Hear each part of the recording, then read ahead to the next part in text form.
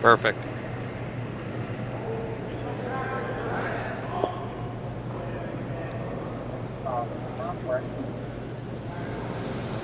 Well, hello, ladies and gentlemen that are tuning in this fine Sunday morning to watch the playoffs of the Saskatchewan Men's Tour Player Championship here in Swift Current.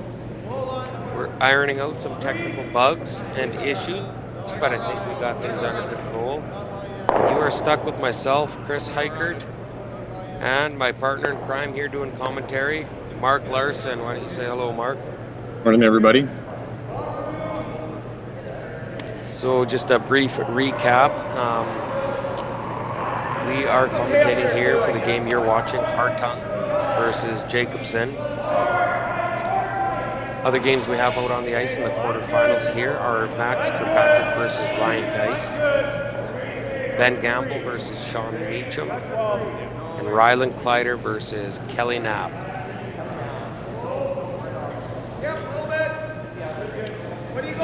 We're getting to you a little bit late here. We're just firing up the second end here. And it looks like Jacobson popped Hartung for a deuce early. Larson, were you watching, or were we busy trying to figure out the technical stuff here? Did you see what happened in the first end? Kody had a hack to board weight shot that curled a little too much for him. So it was a steal of two for Jacobson in the first end.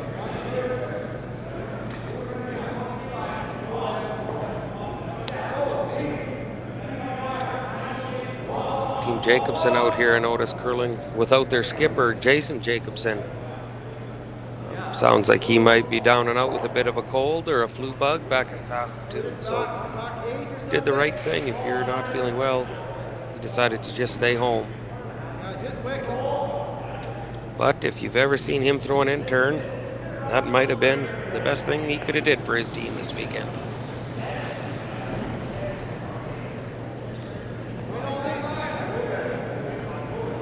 Looks like Kody's just trying to play a back line shot on the rock on the center line here to try and split it and get it behind, get the shooter behind the corner guards, but it doesn't look like it's going to curl enough for him.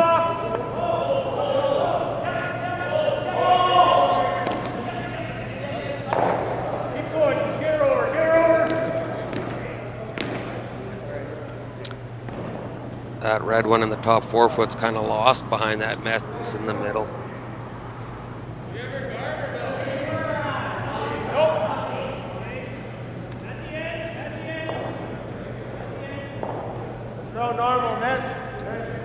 Team Hartung rolling through the A event side and had majority of the day off yesterday. There's a little dust they need to blow off here before they're nice and sharp.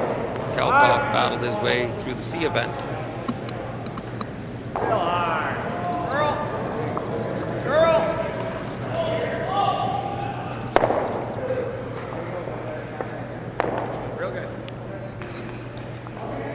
Going to be pretty messy on the center line here. Kody will probably have to double peel those reds, and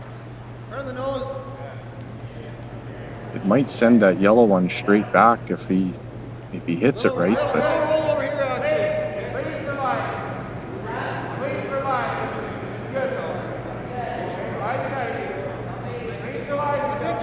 the Razorback, Jaden Schwaga here, he's a big, strong boy. He can throw some of the big weight with the best of them, so I'm sure we're about to see it here.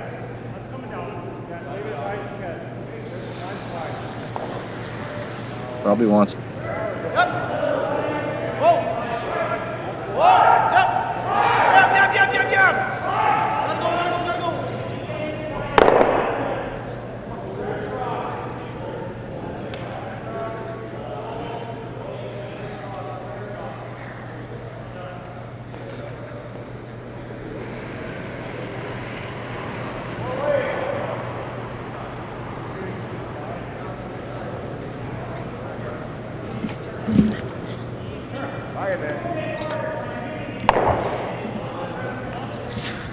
So it's been working really good. Yours just froze, so I can't hear anymore, but that's all been working really good, so you might have to refresh that.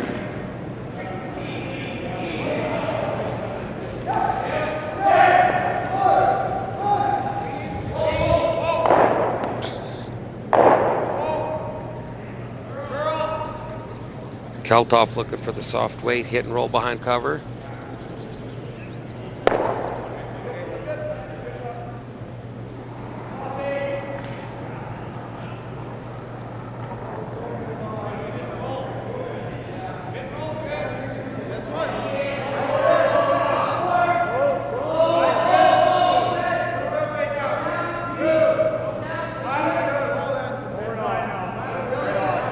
Mark, back in your competitive playing days, you have a history with this team, Hartung. You played with them for a few years, did you not? Yeah, played a couple years with them. Third season, if you include the pandemic shortened season, but I started playing with them in the fall of 2018. Definitely a good group of guys to curl with. They're some of the best around, so they made my job playing lead pretty easy, but we never seem to be able to get over the hump and win the real big one.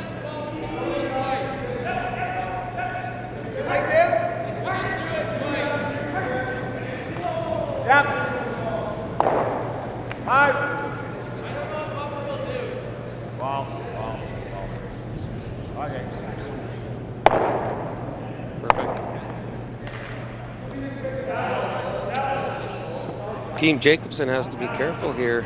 I believe a nose hit. We're getting into the territory where there's going to be a red double there, so it might be strategic to get a roll on this rock. I would think he'd be trying to roll this underneath the red one, biting the top of the forefoot.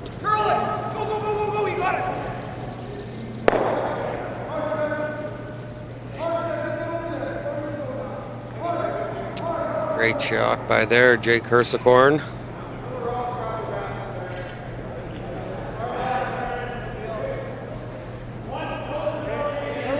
If you want to talk about another guy that likes to throw the high, hard one, Kody's younger brother Tyler's gonna be throwing some peel weight at this one.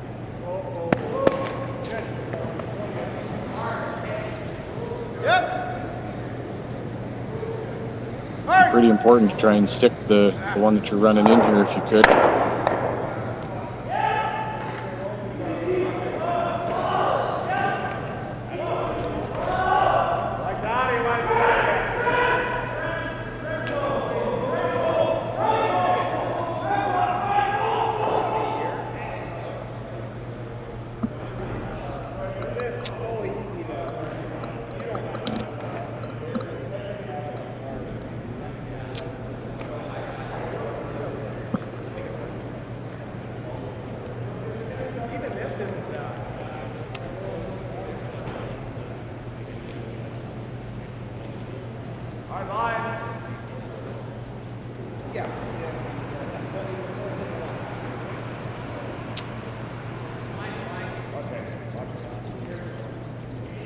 Great to see all the top teams out here, and looking across the sheet, you see local Swift Current legend Max Kirkpatrick and his team of geriatrics, senior curling team over on sheet 4, battling it out, and they qualified last night with a big win over Jesse St. John. It was a no-doubter last night in the C event qualifier.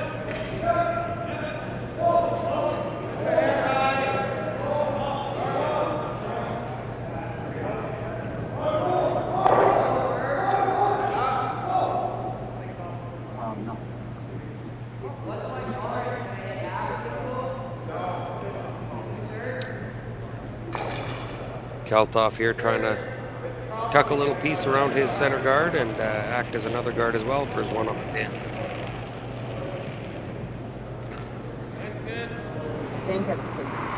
Ice has been really good here in Swift Current all weekend. These types of shots are curling nice. They'll hold for quite a while and break late. Might be a little heavy on this one. Might coming right to his red one.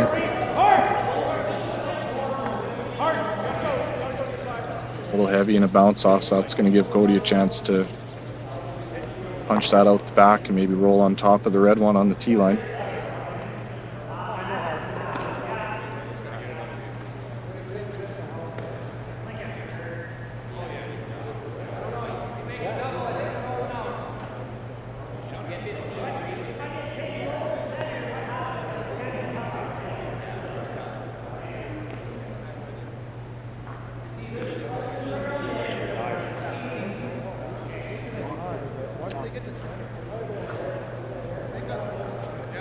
For you viewers at home, you have the overhead view.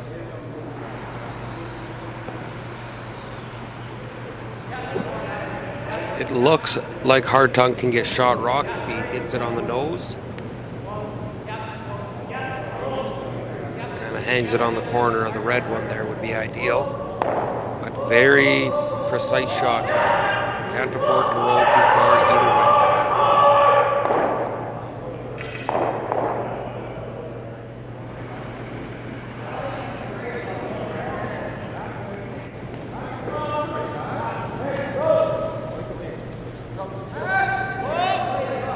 Definitely doesn't have very much room to roll here.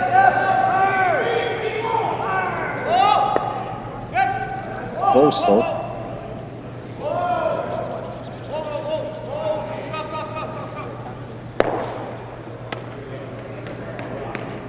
Oh, the boys aren't going to be happy with that one. They had that puppy made. And just Had that made all day. Yeah, slight misjudgment in the sweep there, and not complete disaster though. With that yellow rock up top there, there's still a chance for a multiple score here, but you just made it a lot tougher. Kaltoff will probably look to throw the guard here. It's a fairly simple run back for 2. If the guard isn't made, his best guard might be maybe trying to come in for a third shot on a freeze, but that could also bring a 3-ender into play.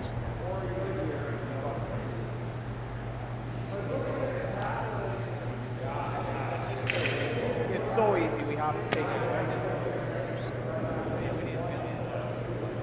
But I can't think of anything. Oh, big shout out to Jason Broughton, the head ice maker here at the Swift Current Curling Club.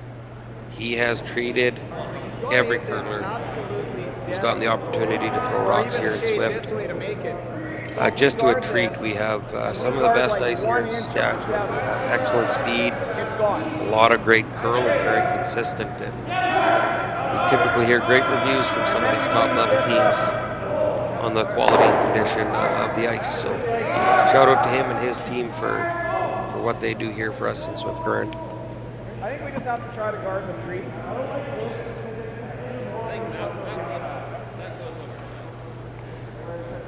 There. So let's try to guard the 3, and if we guard an inch of the 7, it's a perfect shot.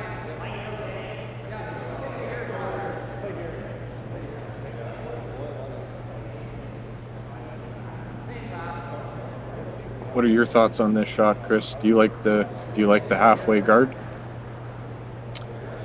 Well, you know, there's a reason I'm not out there curling today, and I'm sitting up here drinking coffee on the microphone.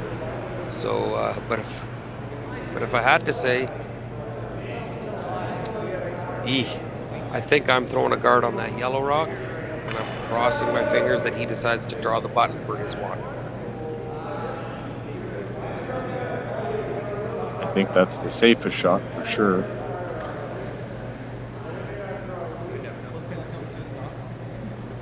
Widest margin of error for sure.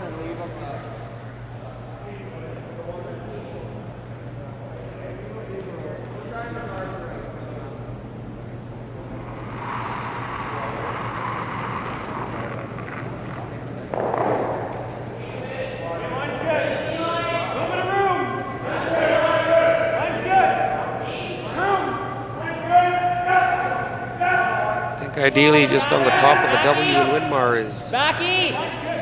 where the Duke of Keltoff here wants to stop this stone.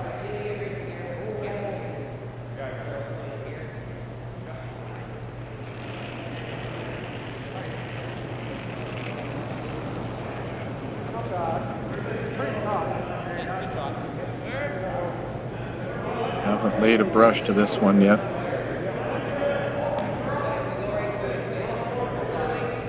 Weight looks to be okay now. Matter of getting it to curl enough.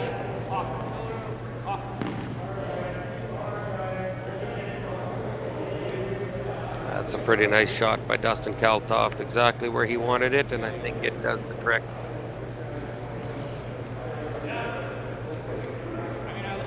Now for Team Hartung, it boils down to the old risk versus reward. Do you take a crack at running that yellow one back for 3? You draw for your 1 here, Mark. I've been curled with Kody as long as I have. He'll give the yellow run back a good look. I think that's what he's going to go with. Can't throw it too hard to be able to stick the yellow guard running into the rings. You wouldn't be able to throw more than probably normal takeout weight. The nose hit would get him 3. Not a lot of margin for error on this one. Has to be right on the nose. Might not even throw normal. It might be less weight than that.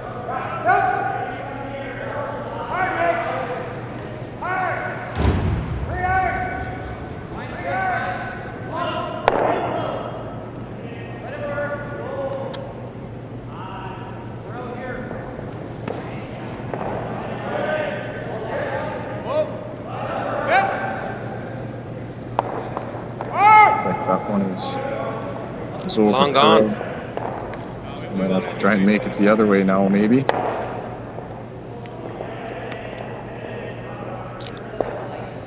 Alrighty, and she's won for Team Jacobson to go up 3-0 after 2 ends of play here down in Swift Current, Saskatchewan in the Saskatchewan Men's Tour Player Championship.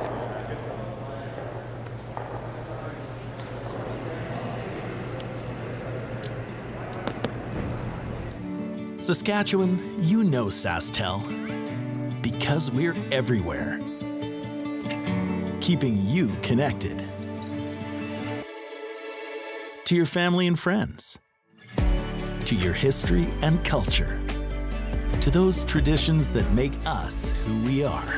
SaskTel cares, always has, always will, because we're dedicated to our home.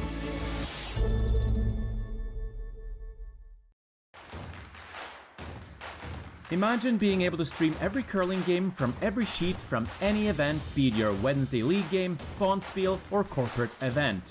Curling Stadium offers an all-inclusive streaming solution featuring high-quality cameras, ease of use, great reliability, and minimal installation. Offering your sponsors customizable ad space on your streamed curling games and being able to sell video packages to your corporate events for increased revenue. With Curling Stadium, you can stream to any device, be it your mobile phone, tablet, or computer. Push the feed to your desired platform, be it Facebook, YouTube, or any other social media.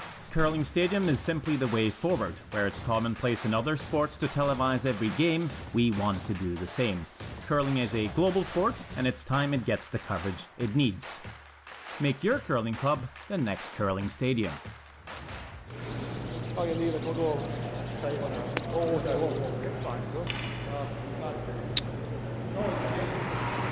Well, welcome back, folks. Kicking off the third end here, and a 3-0 lead for Team Jacobson.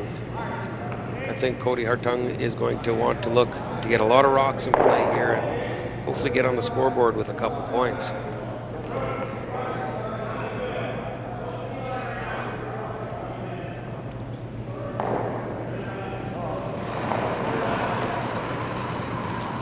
And in typical fashion, top 4 foot with the first one, corner guard goes up, and then a nice tight center, and she's go time.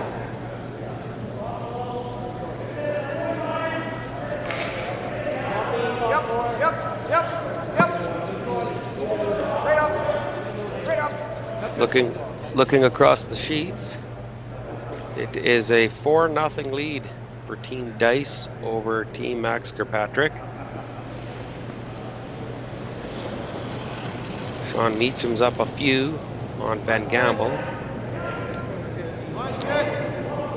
Kelly Knapp with a 3-0 lead over Team Clyder. Mark, I noticed quite a few teams this weekend were playing with 3 curlers. Clyder has only got 3. Gamble's curling with 3 this game. Meacham played his first game with 3. And Team Jacobson here with 3 as well. So what's the reason behind that with a lot of these teams? Well, I think there was some COVID-related issues that prevented some of the teams fielding their full team, but I know at the same time there were some holiday issues in there too. If I pick on the Meacham team, I talked to Brady Sharback earlier in the week, and he said he wasn't able to go because he was out of holiday time. So different reasons for every team, but I don't know. Some of these teams, they seem to do quite well with just 3 guys. I remember the provincial in Kindersley a few years ago when Brent Geddick's team played with 3 the whole week, and they ended up making the playoffs, and that wouldn't have been a normal situation.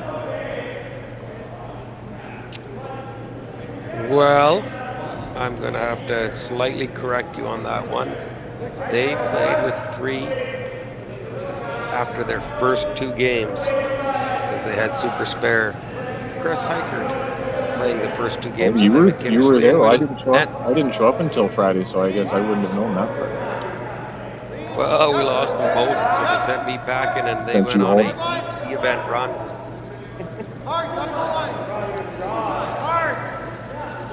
Yeah, it might not have taken too long to figure out where the problem with that team lied.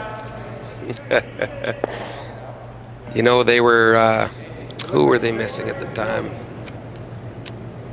They were down a curler anyways, and I had my firefighter provincials that weekend, so I could only commit to the first day or 2 with them. I think we had 1-1 lost, 1-1-1. We laid a royal beating on Brad Height. If my memory serves, those are always fun to remember. But you're right; they kind of heated up when they played with 3, and they made a run for sure, making the playoffs.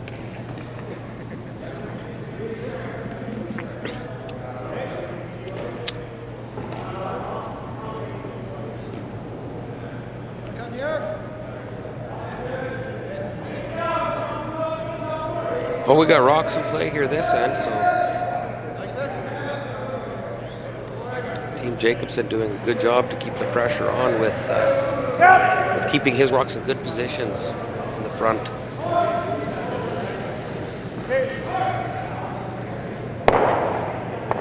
Cody's asking Jaden Schwaga to freeze to a rock top 4 foot here. It's a little spicy right now. Can't really afford to bounce this because it looks like there might be a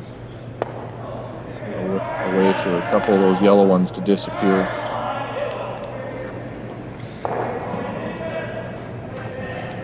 Quarter rock is perfect.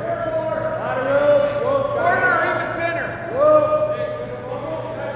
I don't have a view of the overhead here, but it looks like half rock is the chance that 3 of them lemons could disappear here on this shot.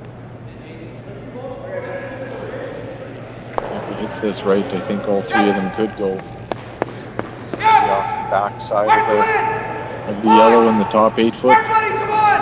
Right up! It's 2 of them.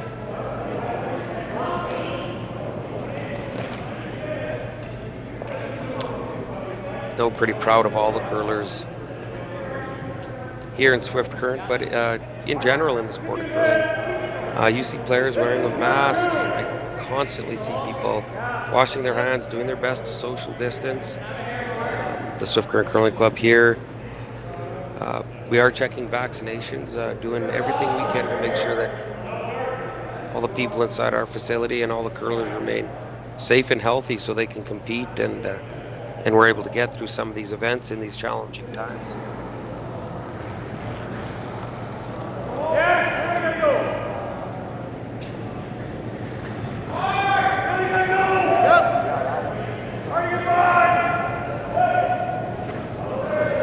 Razorback with the heavy scrub here.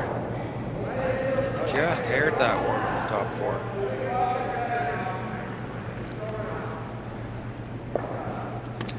What's your take, Mark? The boys just seem to be a hair off this morning. What's your thoughts?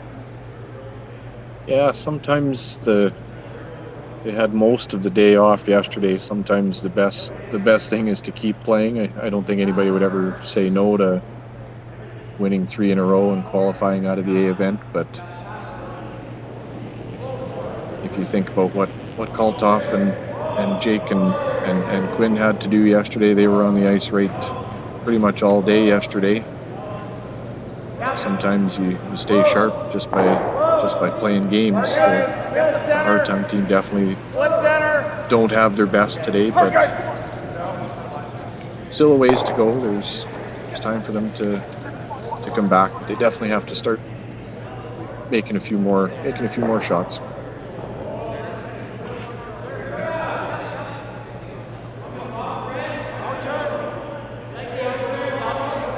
Looks like Tyler might be eyeing up that port, and if you get through the port, I believe it should make the double for you, hey? It might make the double. I don't know if he can quite hit it thick enough. Got to get pretty close to the yellow guard to make this double, I think. If you get too close to the red, I don't think you make it.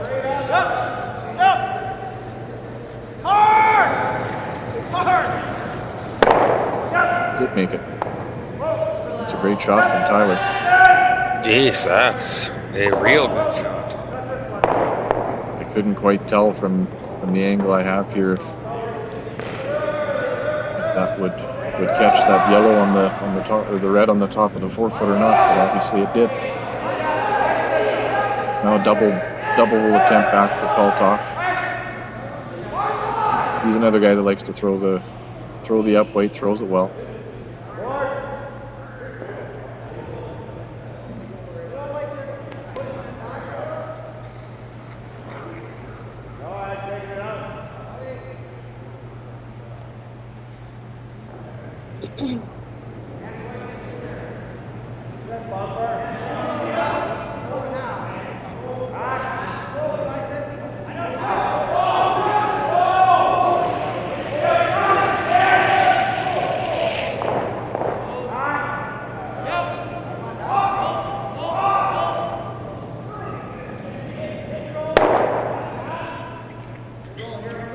And he just gets the one, leaving Team Hartung lying 1. I think you'll see Kody try to wrap one around to the top 4 here.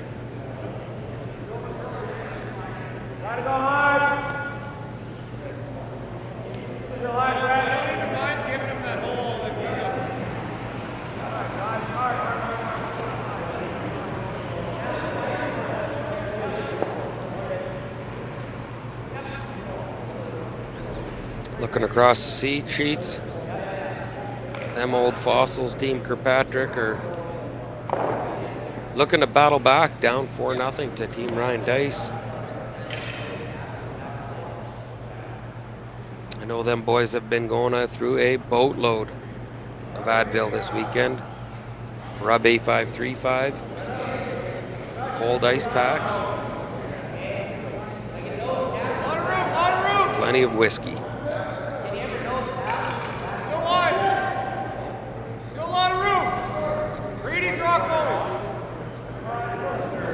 Weight looks good here. Have to do some curling here to get fully tucked. Starting to curl now. Could get all the way behind the red.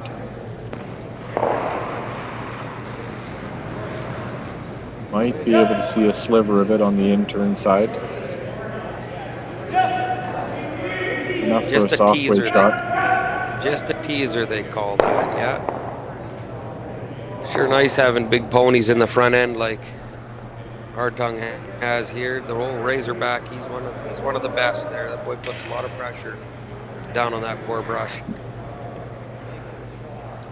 I remember the first year that we curled together, he broke was our first event of the year, and he broke a broom just from the pressure that he was putting on it in Portage La Prairie.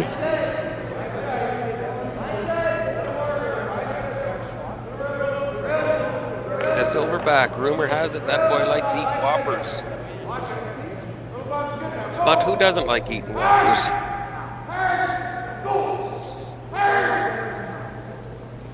He was very happy there was extra food for the Subway lunch yesterday. Normally all the players are invited to a luncheon at the Elmwood golf club that they host that at?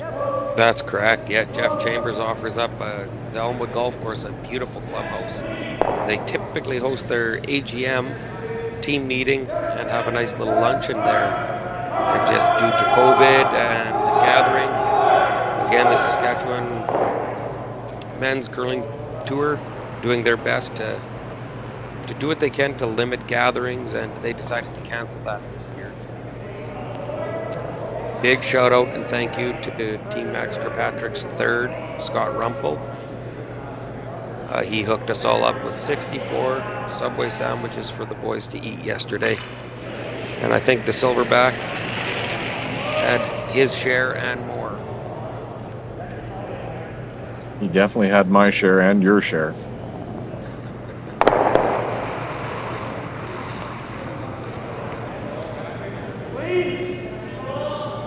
Well, Keltoff does the trick. I don't know if that's how he was playing it, but the goal was to get rid of one, and he did just that. So it'll be a wide open draw for Kody for his deuce here.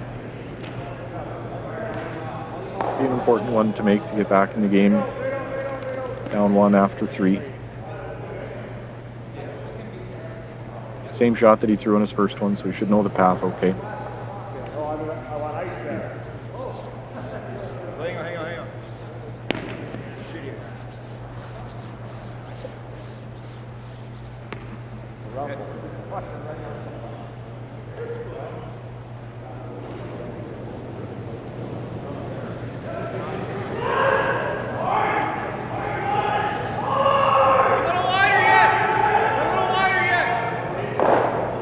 On that one pretty early out of Kody's hand. Now they're both on it.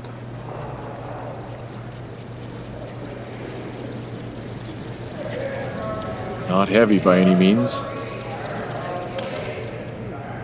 And comes up quite a bit light.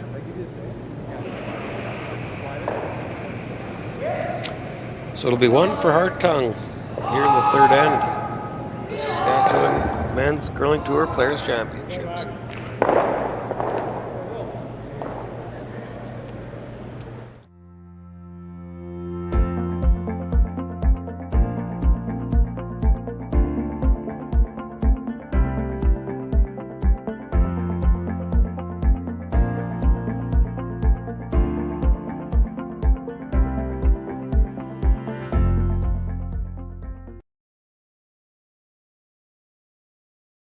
Asham Curling Supply. Superior fit, comfort, and performance. Asham curling shoes are the best we've ever used. Hi folks, I'm Arnold Asham, and our product is always satisfaction guaranteed or your money back. Asham Curling Supplies. That's your best delivery of the day. What if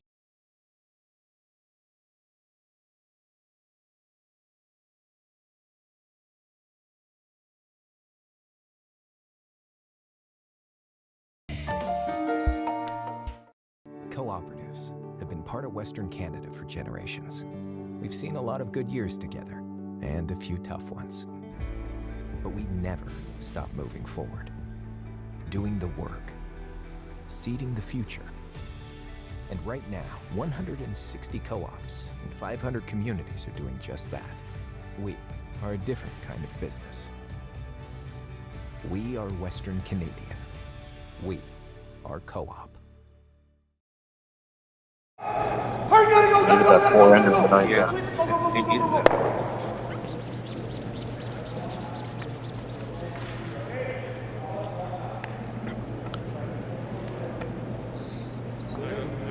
Well, we're back, folks, and Team Hartung here finding themselves down 2 without playing the 4th end, and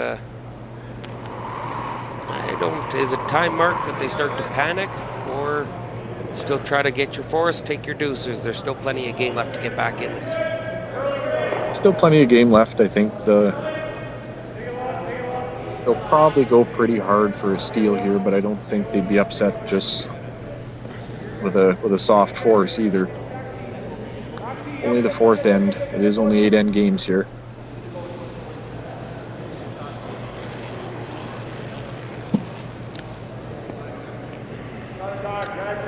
Looking across the sheets, doing some scoreboard watching. Kleider bounced back with a 2 in the third end. Kelly Knapp leads 3-2 after 3 ends of play. Max Kirkpatrick with a big deuce on Ryan Dice. Dice is up 4-2 after 3 ends of play. And Meacham has the pedal to the wall. He stole 2 in the second. Yeah, we can. Sorry, stole 2 in the first, stole 1 in the second. It looks like he's got 2 or 3 in the forefoot there too, so looking like it might be another steal for him in the third end. Ben Gamble there. He before the game, his knee was really bugging him. He made the decision not to curl here in the quarterfinal just due to an injury. So Team Gamble going 3-handed out there in this quarterfinal.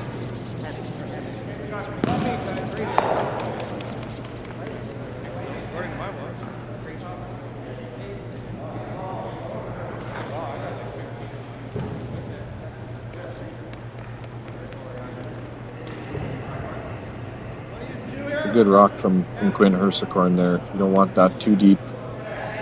Don't want it too high either to act as another guard, but force Kody to play the wide out turn with Jaden's first one here.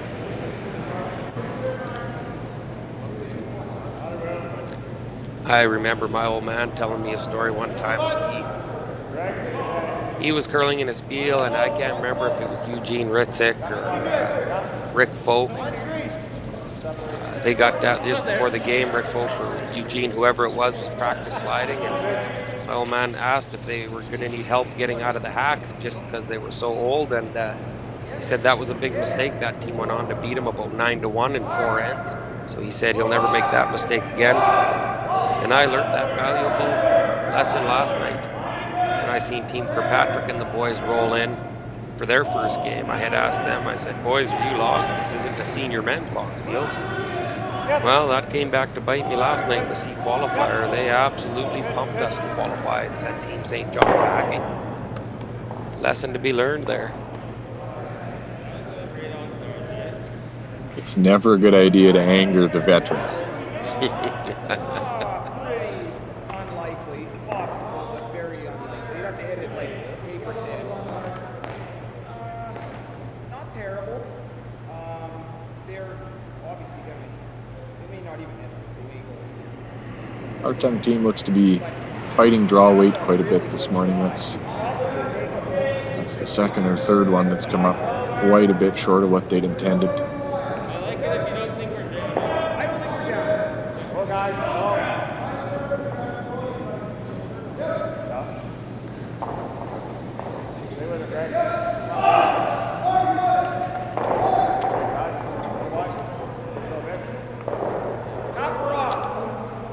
Team Hartung has plenty of guards out.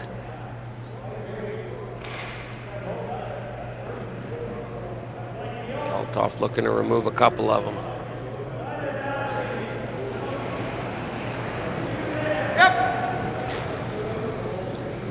Yep!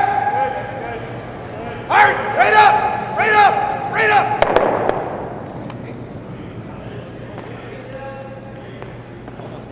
Ah, that's a decent shot by Quinn.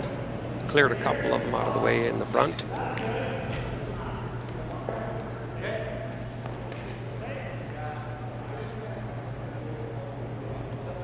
Provides a little bit of a stagger for Kody here, so he'll be able to get around that with the in-turn into the forefoot.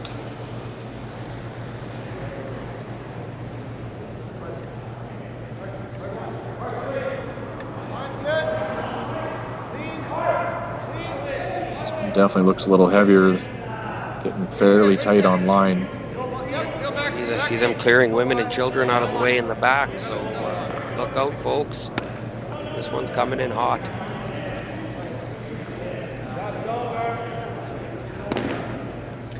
The silverback ain't going to be happy with that one.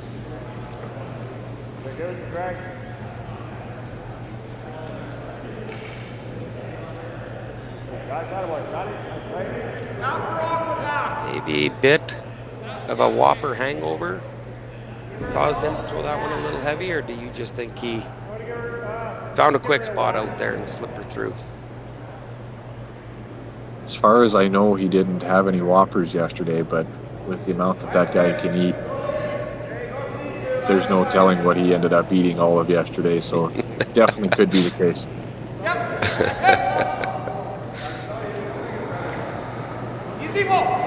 There would be very few curlers that could put away as much food as Jaden Schwaga. Everybody hard, come on! Push, go! He curled an event with us there a couple years ago, Chris, and I think you saw it firsthand. Oh, it blew my mind. We sat down at Humpty's and he ordered not one, not two, but 3 meals off the menu. And proceeded to down them all down the hatch for fun. And I think it was that weekend we made the decision that the team account couldn't afford to pay for his diet.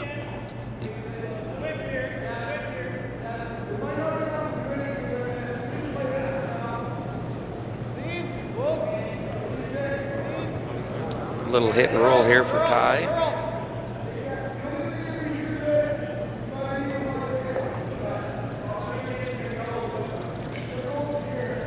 As close to nose as he can.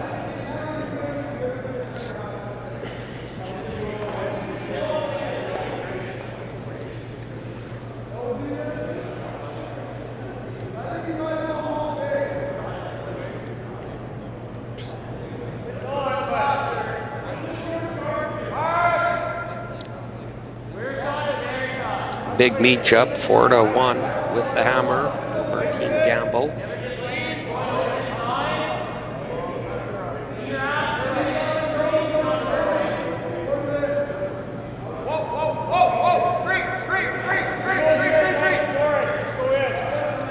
Now I'd like to give a big shout out to Jerry Gertz, his curling stadium crew, John Benton, Rory McCusker, James Gordon.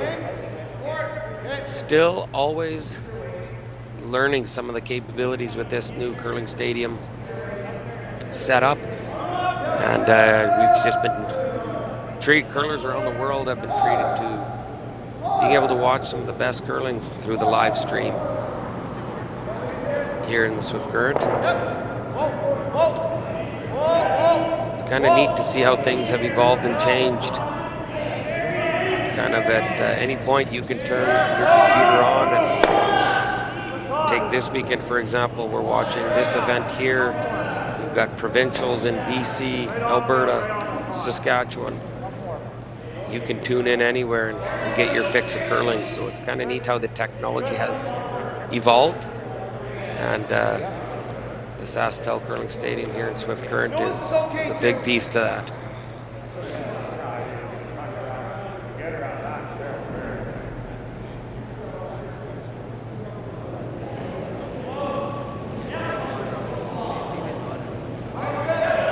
Down to the last third stone here in the fourth end.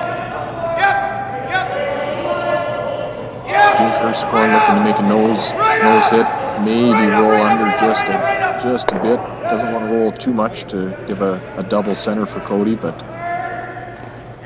forcing Kody to draw to the forefoot under cover. So that top red one is in, Mark. Why wouldn't you hit that one? Why would you come around this with a draw? Well, I think what Cody's going to be looking to do is force Dustin Kaltoff into chasing him into the forefoot. Most likely you'll see Kaltoff probably run his red one straight back if Cody's draw is made properly.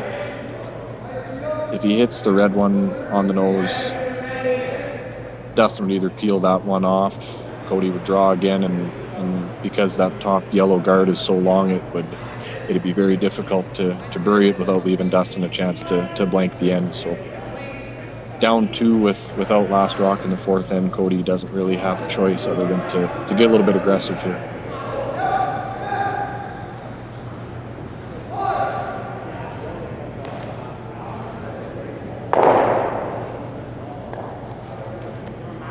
This is pretty close to the same spot that Jaden was quite heavy on his draw. This might be a faster spot on the sheet. This one also looks like it has plenty of weight.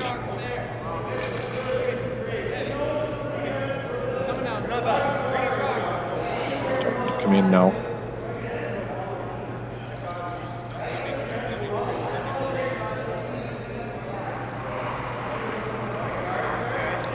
Stops back 8 foot, dead buried. Team Hartung line 1.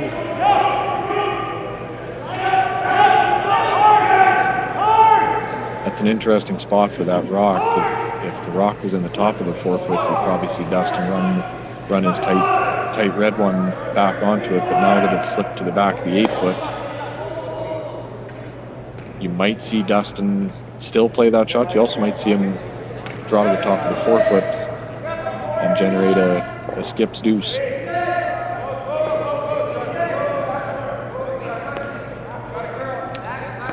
Somebody should explain to my skip, Jesse St. John, just exactly what a skips deuce is.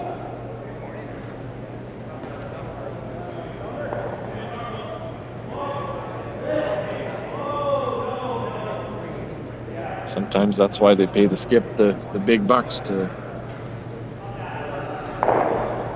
generate 2 all on his own. Well, then, in all fairness to my skip, Jesse St. John, he's not getting paid the big bucks, so that's maybe why we're not seeing the skip deuces out of him. It might be time to renegotiate that contract in the off season then.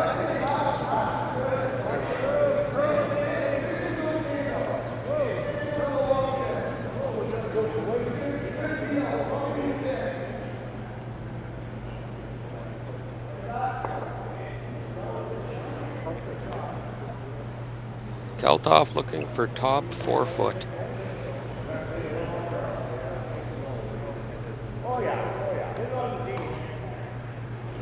You wouldn't want to come to the back yellow one. That would leave Kody the chance to freeze again.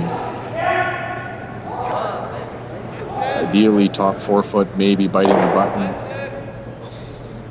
Wouldn't want it to be any deeper than that. If he comes right full button, it's going to leave Kody a chance to freeze and force Kaltoff probably into 1. It'd be very difficult to get 2. It's going to slide a little deeper than he'd wanted. So that'll leave Kody a chance to freeze, cover the pin.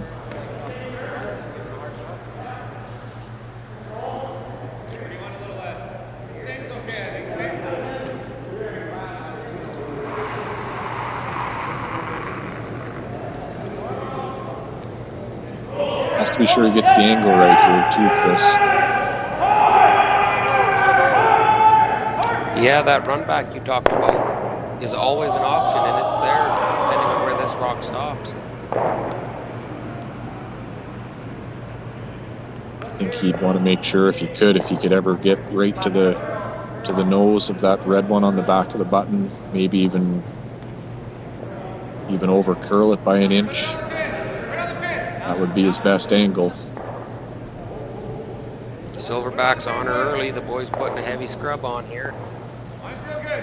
You gotta make sure you're there. Definitely has to be there. Dragging it a long way.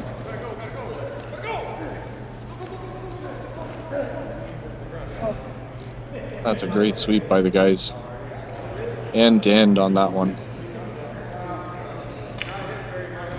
But as we talked about, this will leave Dustin a chance to blast everything out, maybe count 2. And you know what? A shot like this is right up Dustin Kaltoff's alley. He likes that out turn. He throws the big weight precision with the best of them.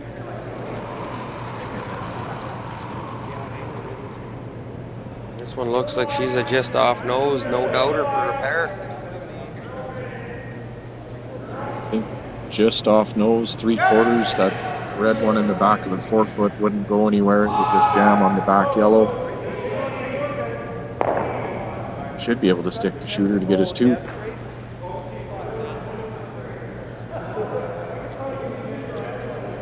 I always like these shots when this is the only shot. You hate to play difficult shots like this when there's other options out there, maybe easier options out there. But in this situation, Dustin Keltoff really has no other options to score. This is his only shot, and I think you'll see him real close on this one.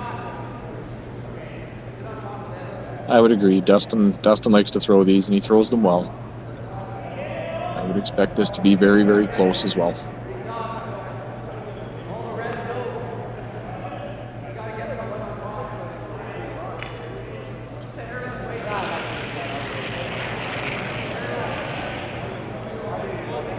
But a little full to the broom on that one.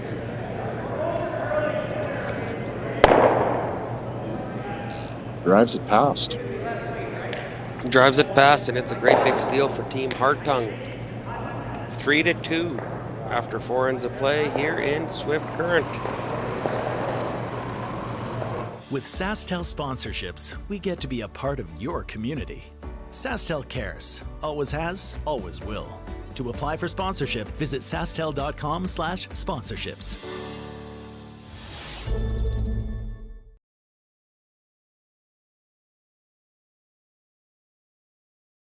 Hi, this is Dustin Keltoff with Saskatoon Auto Connection, the mechanics you can trust. Come on, let's go for a tour through our auto care service center. We have great people and some of the best, most award-winning technicians in Saskatchewan. We have state-of-the-art equipment and tools, and we have a shuttle van and courtesy vehicles for your convenience. We also do remote starts, so call us today and we'll do a double takeout and get it done while you're in for an oil change.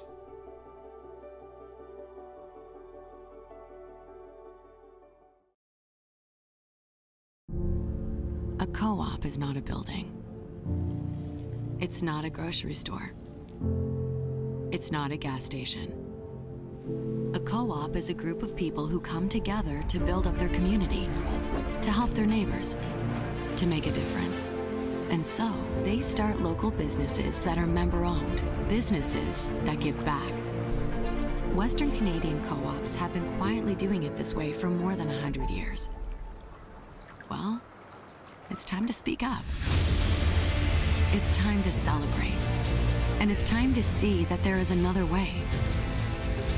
An alternative to big businesses that ship their profits out of Canadian communities. An alternative that is built for everyone. An alternative that is built on Canadian values. We are a different kind of business. We are member-owned. We are co-op.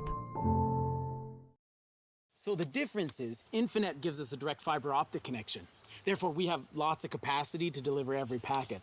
And Optimum in-home Wi-Fi uses band steering to deliver consistent performance in every room. That, combined with the bandwidth of Infinet, means that we can have all... Infinet is fast, it's consistent, and direct to our door. Or 2.4 or 5 gigahertz Wi-Fi. Enjoy the speed of Infinet with the coverage of Optimum in-home Wi-Fi.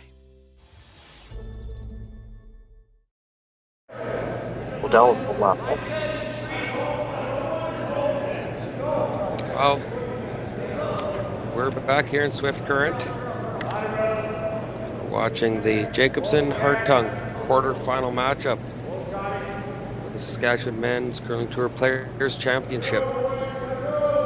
And I'm not sure if you tuned in just in time, but Hartung team hogged one. That means a round of drinks for the boys upstairs in the bar, doesn't it, Mark? Absolutely, it does. But do they do a round of Whoppers, or how does that team go about hog rocks? We might have to make that part of the deal. Since I came down to Swift Current with them, I think that'll be part of the conversation on the way home for sure. Normally, if somebody hogged one, that would be simply a round of drinks after the game, but got to keep the silverback happy too. That might mean a stop at Burger King. You know, Kendall won't be happy with that. He was trying to get a high guard up. That puts them behind the 8 ball here in this end, but there is a red guard up, so they do have something they can work with to get a force here in the 5th end. I didn't quite see Brady's attempt on the guard, if it picked and just came to a stop, or if it was just that light.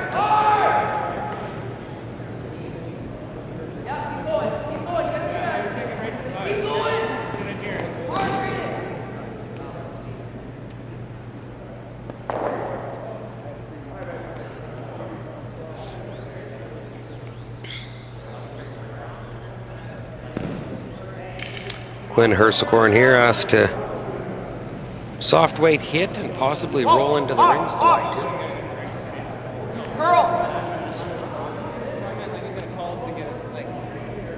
Definitely straightened that one out. I'm right behind the sheet.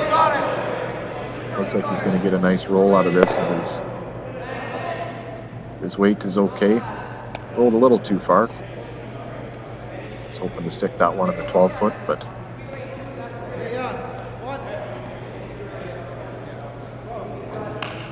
Kody will put the guard back now. Probably try and get them lined up as good as he can. And I've never seen so many bald spots on grown men as I have this weekend, sitting upstairs looking down on all these curlers. Surely I don't have a bald spot like that when I'm down on the ice, do I, Mark? Well, you're wearing your toque all the time, so you hide it well. I tell you what, I'm not sure you got too much room to be commenting on anybody's haircut. That's definitely the case.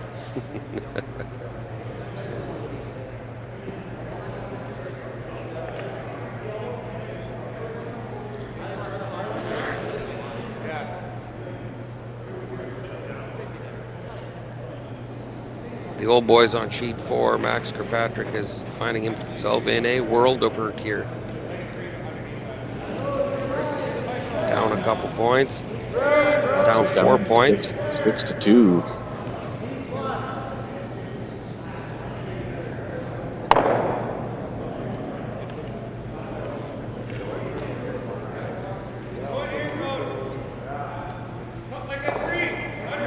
And we're seeing a little bit of bowling going on here on sheet 5, Hartung Jacobson game. What's something that we can tell our viewers that they might find interesting about Team Hartung, or Team Jacobson for that matter? The Hersicorn boys, I know they have some history in junior curling there, and they were quite successful. What was their claim to fame in juniors? So Jake would have been skipping the Saskatchewan juniors. I don't quite remember what year it was, but his lead at the time, if I remember correctly, was the Hartung lead, Brady Kendall.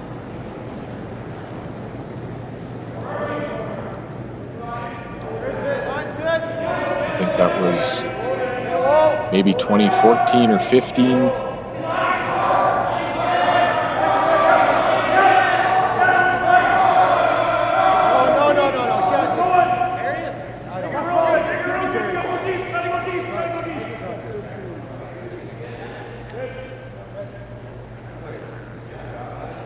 Guard slipped into the rings. I don't think that was the intended call.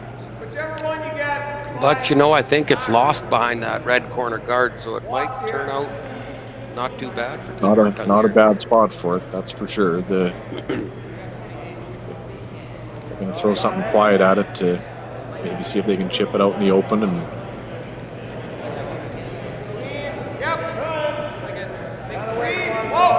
Tyler Hartung, did he have some success in juniors? Tyler skipped his junior team in 2014, I believe it was. They won the Saskatchewan junior that year. I think they were about 500, 6-6 at the national event. I don't remember where it was that year.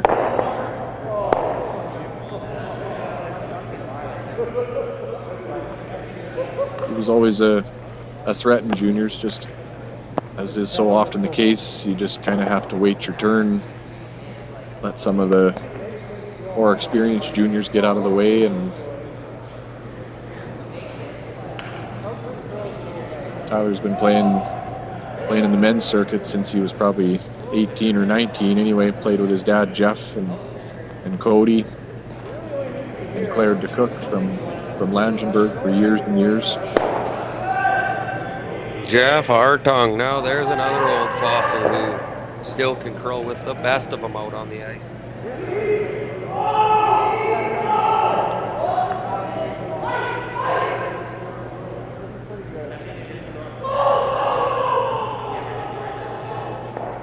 Jeff Hartung there, he was battling it out in men's provincials back when the dinosaurs used to roam.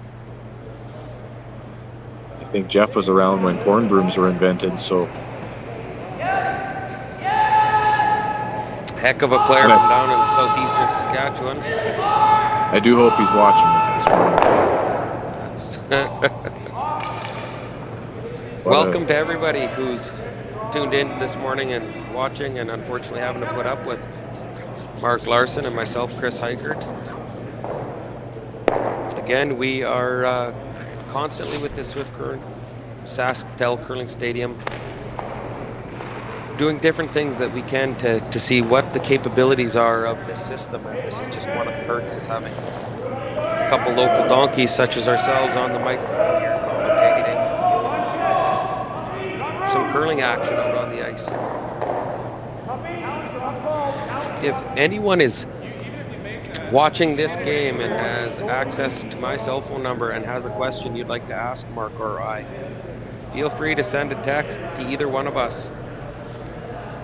We'll give you a shout out and hopefully answer your question for you.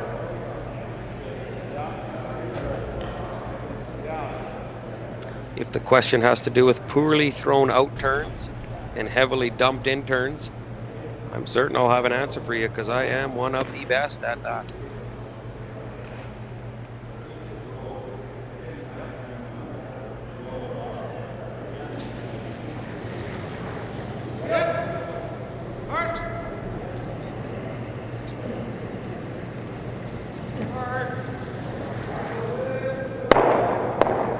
Silverback goes pillar to post, and Kody Hartung makes the double.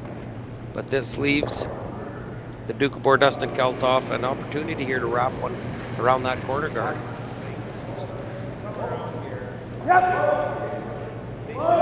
I think that's what you might see him do. Question for you here, Mark.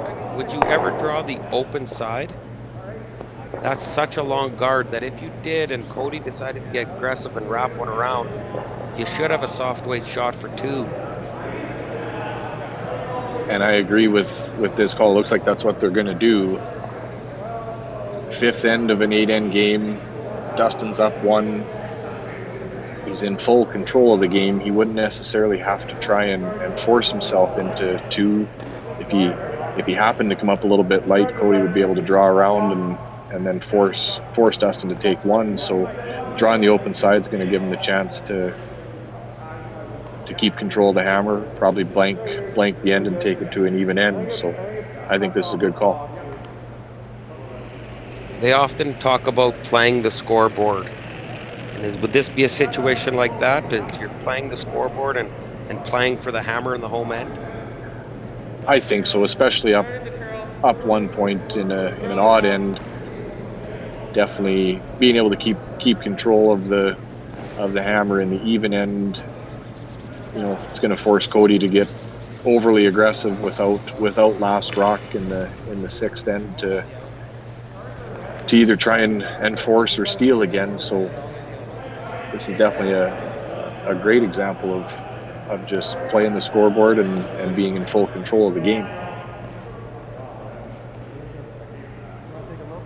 I think that's too bad.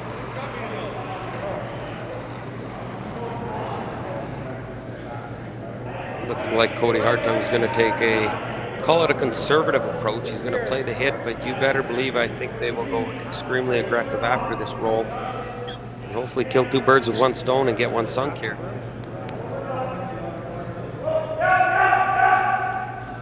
Chris, I just received a text from Jeff Hartung. Uh-oh, this can't be good. I was hoping he didn't hear my dinosaur fossil comment.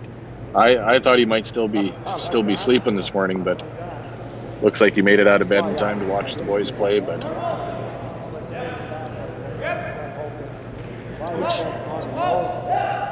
you got to be able to give the guys a little bit of a hard time, though.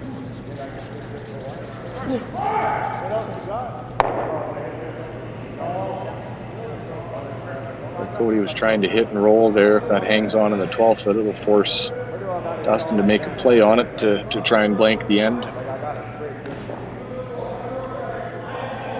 Great try by Kody there. He definitely went aggressive after that roll. And had the Silverback there had a couple more subs or even whoppers in the system, put a little more weight on that broom, I'm certain he'd have held that. He might have been better off going to Burger King for breakfast this morning.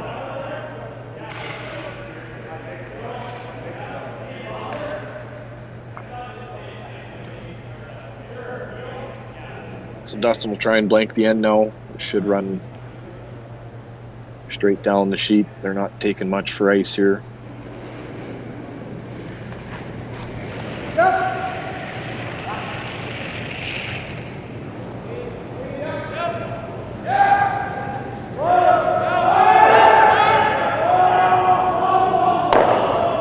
Great shot by Dustin. He gets the blank and controls hammer. Coming home in the 6th end. Thank you for tuning in. We'll be back shortly here in Swift Current, Saskatchewan.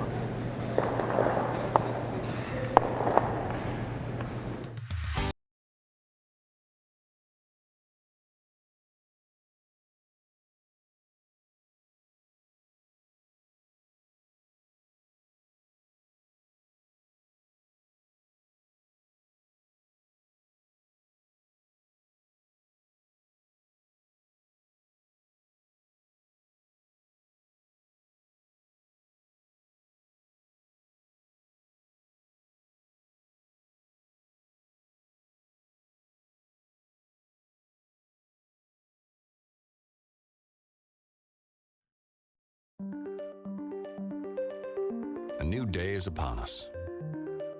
Our rebrand from Crop Production Services to Nutrient Ag Solutions marks a defining moment in our storied history.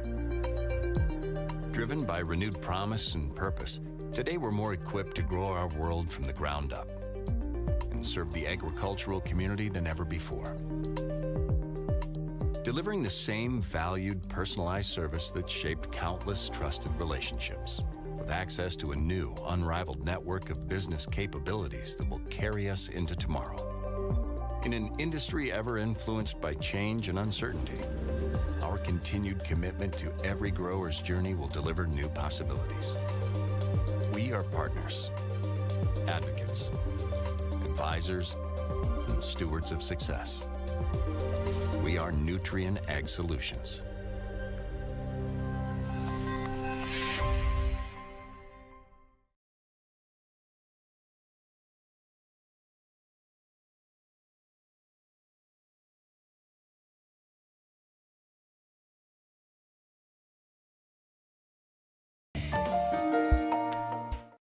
Is that right? Welcome back, guys, here. Just kicking off the 6th end at the Saskatchewan Men's Curling Tour Championships quarterfinal matchup between Jason Jacobson and Kody Hartung. Center guard goes up from Hartung. Jacobson looking to play the tick here. Hartung, come on! Hartung, roll it, roll it, roll it, roll it! Keep going, Somewhat of a tick made. I think Keltoff here has one goal in mind, and that's scoring this end. So he'd like to keep that 4-foot open if at all possible. Yeah, he won't take too many chances here on this one. I don't think he'll, like you said, just try and keep it as clean as he can and make sure he's got a pass to the 4-foot for at least.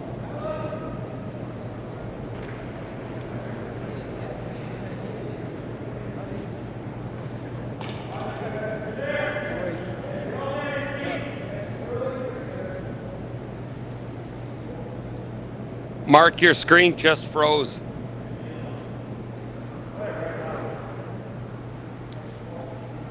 Alrighty, speaking of fossils and saying good morning to Jeff Hartung there, I'm going to continue on the topic of fossils. Seems to be a bit of a theme this morning. You know what? I find myself creeping into that fossil category myself. I played 3 games yesterday, and holy moly, getting out of bed this morning was not fun.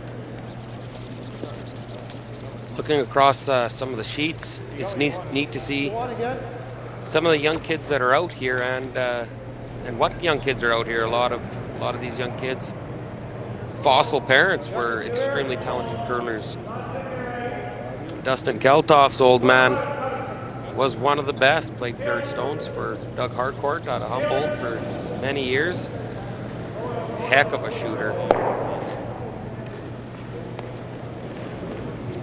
See Scott Manners out here. He's creeping up into that fossil category. He skipped a team at a Briar in Saskatoon.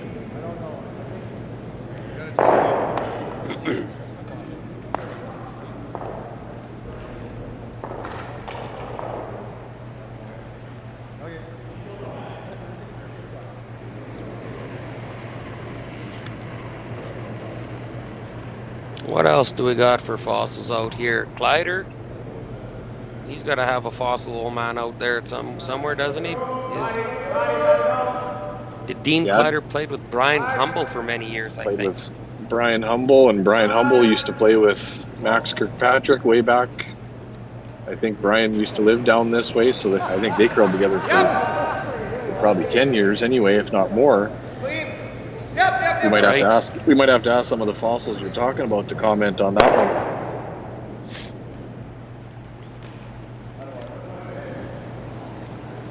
Brian Humble, that was a talented curler. You know, one of the best ever in Saskatchewan, to always at provincials and always did extremely well, but could never just win that big one, get himself that green jacket in the men's ranks.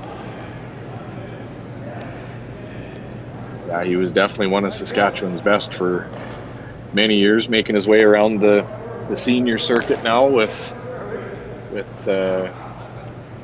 I think Jake and Quinn Hersekorn's dad, Terry. I think he's on that team.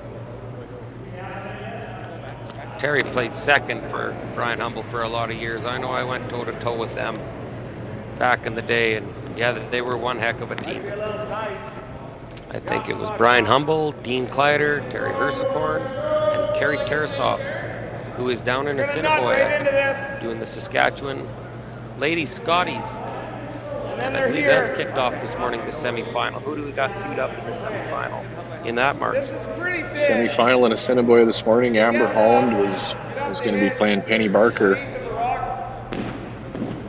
Penny and her team from, I believe they curl out of Moose Jaw.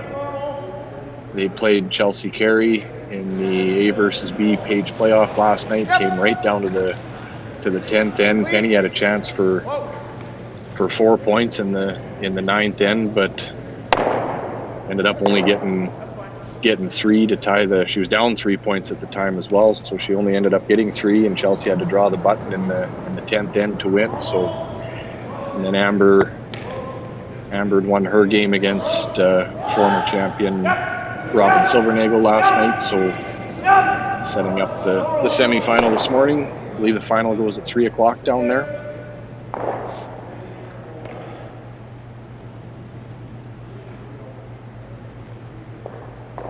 Well, look out, Sean Joyce. If Mark and if the ratings start skyrocketing here for us with our debut commentating, look out, Sean Joyce. Here we come. They're clearing women and children out of the way on this one in the back. I see here. You got to stick in the rings. Back of the 8 foot. He does have one guarded. About 9 o'clock on the other side.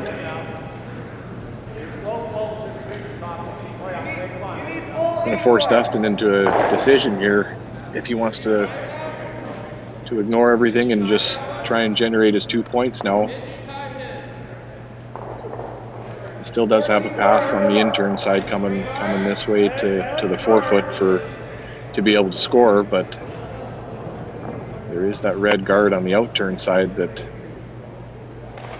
would get in the way. Looking across the sheets here, we do have one final, quarterfinal. Gamble versus Meacham. Meacham was hot this morning. They laid the boots to Gamble, stealing a couple more. I think they took a big end and then steal. She was handshakes after 4 ends. Sean Meacham has advanced to the semifinals.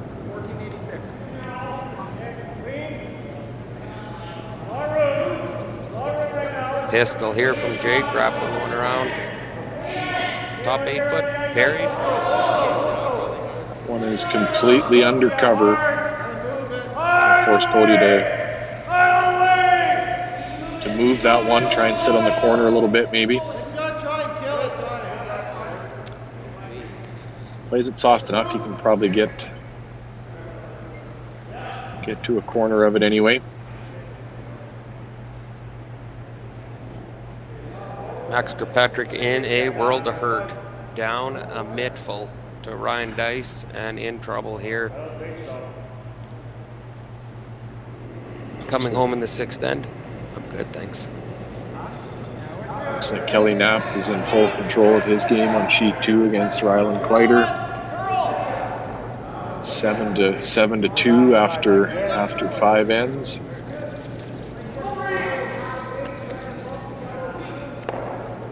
I'd like to thank Team Kirkpatrick for their last-minute entry into this. We had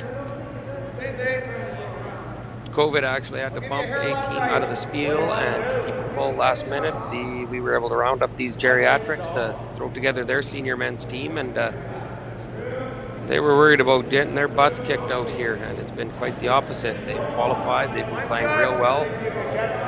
Easy line, whoa.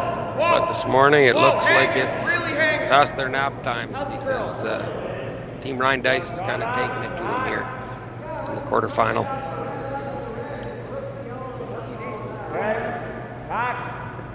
Tyler Hartung had made a pretty nice shot, removing the Kaltoff stone, at least from the 8-foot, to sit first and second shot. Jake tried to come around the guard again, came a little deep. So the force is on if Kody can keep the rocks separated a little bit, and I don't know what he'll decide to play here. He could freeze. He could tap it out the back and sit 3.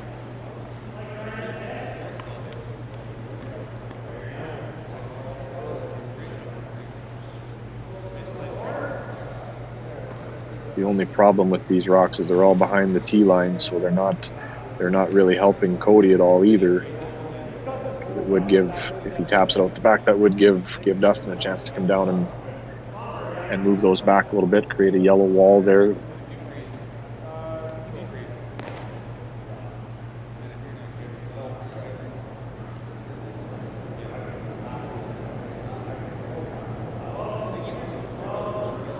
Watching the brothers discuss this shot, sometimes I don't know how much they agree and how much they disagree, but at the end of the day, Kody sometimes puts the broom down, and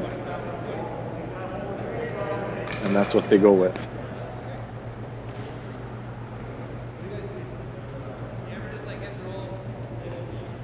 Looking like a full powwow here, though. The boys are coming down to have a little bit of a discussion. Silverback coming down, wondering what time Burger King opens at. I was just wondering if anybody brought Whoppers in their curling bags this morning.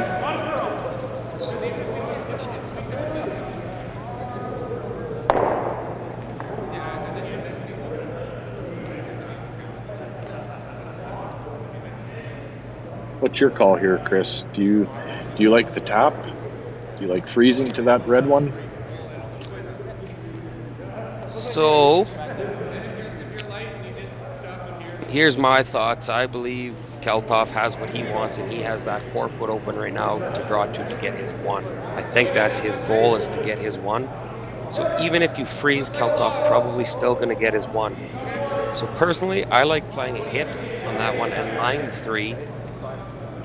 You're going to exchange some stones, but I think if you can ideally be lying 2 or 3 when Kelthoff comes to throw his last one, you're just hoping for a miss or a mistake, possibly stealing 2 or 3, putting that pressure on. So I kind of like removing this and lying 3, but a nice freeze is a great shot to it. Really cuts those rings down as well.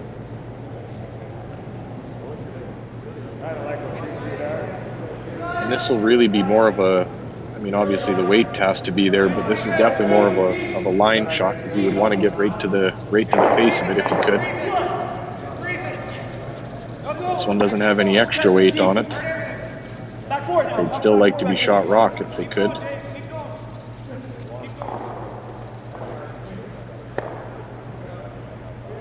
I think that's a pretty nice shot. Definitely, I don't think you can remove that yellow, and it cuts down the rings here a little bit, makes the scoring area a little smaller.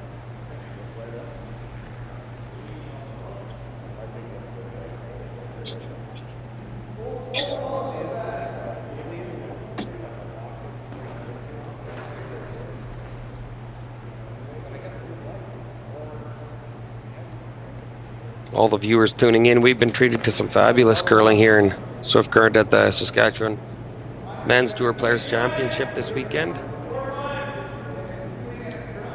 It's great to see all our top men teams tweaking. They're all getting ready for men's provincials, which comes up in, is it 2 weeks time, Mark? About a month from now, February 9th to the 13th, I believe, at the Cooperator Center in Regina. First time Regina's had the provincial in, dare I say, 30 years. Would that be true? You know what, and I'm going to go with that. Yeah, I know it's been a long time since Regina has hosted it. That Cooperator Center is a beautiful facility, so.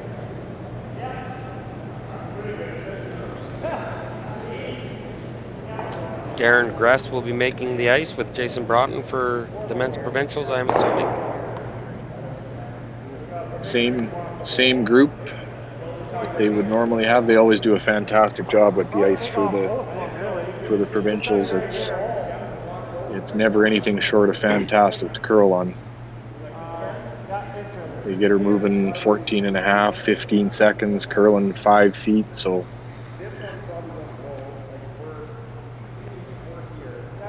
Kind of looks like we might have time for a coffee break here, Chris. Yeah, there's a bit of discussion going on down there. East, I think if you're red, you got to corner freeze that one, don't you? And you're almost looking at possibly getting 2 if you make a real good one. You could, if you keep the angle right, for sure. Looks like he's maybe even trying to maybe play a double, but both of those are going to be, he's going to come off his red one on the outside, but both of those would still be behind the tee line. And then that would allow Kody to freeze again on a shot that he just threw, so. Yeah, I'm not sure I'm sold on this shot, but there's a reason they're out there and I'm up here, but I'm not sure I'm a fan of this. Well, this will force Kody to make a good one. If he makes a good one, it'll be a force or a steal, but this is. My thoughts are, even if he makes this perfect, there's a wall of red to now come down and freeze to again. Right. Which Kelthoff has played this whole end to have that in turn draw out to the 4 foot to get his 1, and I think he would be more than happy with his 1. But a small hiccup here, and he could be looking at drawing against a couple, which I believe is Hartung's goal here. Yeah, he has to hit this right. Probably a thin half to make this. Looks like he's throwing the out turn at it. So roll a little flatter coming off the face of the red one, but anything thin and Kody will draw around that corner again into the 4 foot. And that That was too thin, so now Kody's going to probably be able to draw and bite the 4-foot anyway and sit 2.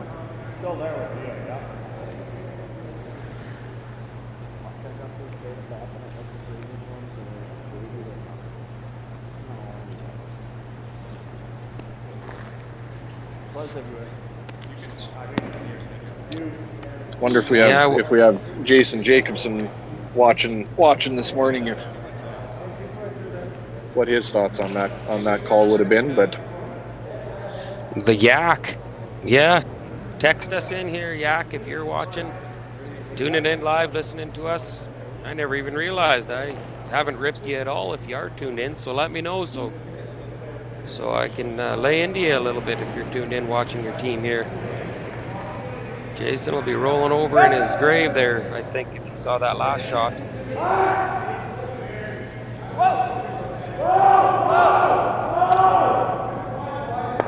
I'm kind of caught here. I'm in a Sask Men's Tour Players Championship draft with a few buddies, and I have both Hartung and Team Jacobson. I should be getting a point here one way or another, but I'm going to lose a pony as well. So.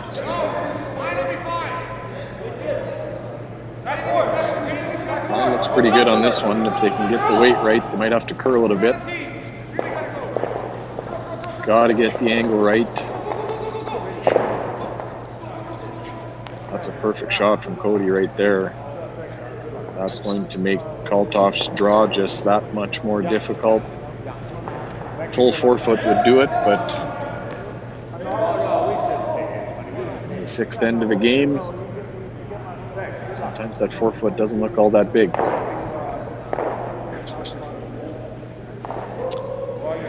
Well, I do know Kaltoff would have been happy at the start of an end with 1 point here coming home, and he left himself this draw all end. Now it's just a matter of executing. That's a matter of executing, that's right. I think Team Hartung's more than happy with making him draw against 2 rocks that are in the 4-foot.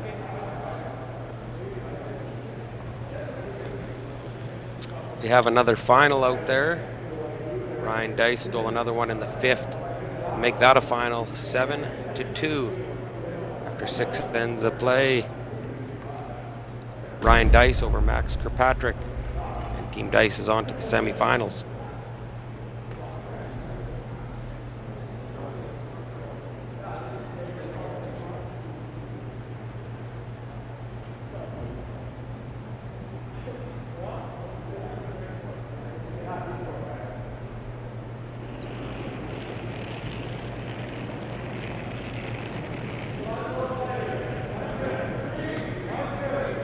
Final stone of the 6th end coming here.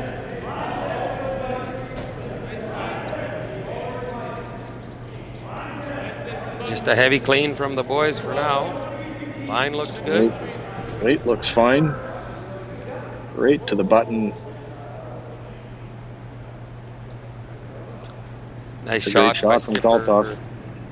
Dustin Kaltoff puts it on the button for his 1 in the 6th end to go up 4-2. You're watching the action at the Saskatchewan Men's Tour Player Championship here in Swift Current, Saskatchewan.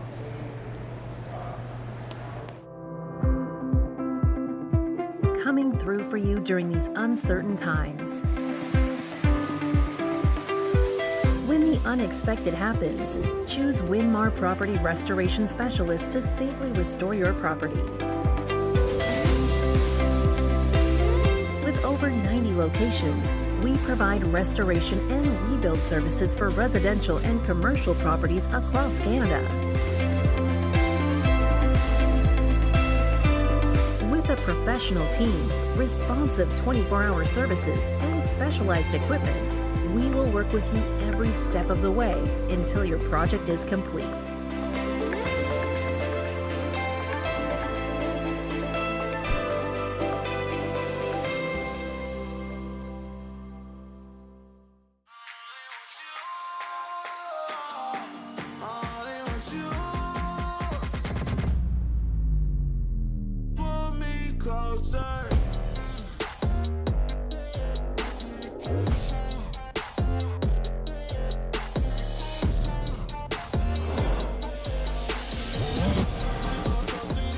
super-fast internet, and incredible TV for applause-worthy savings. Hi, I'm Kurt, and at Flamin, we offer a variety of services to keep your trailer road safe and road ready. Whether it's trailer maintenance, an inspection, a repair, warranty, or upgrades, you can trust our accredited locations to give you the service you need. So whatever your trailer needs are, we've got you covered. Contact your local Flamin dealer to see how we can help you today.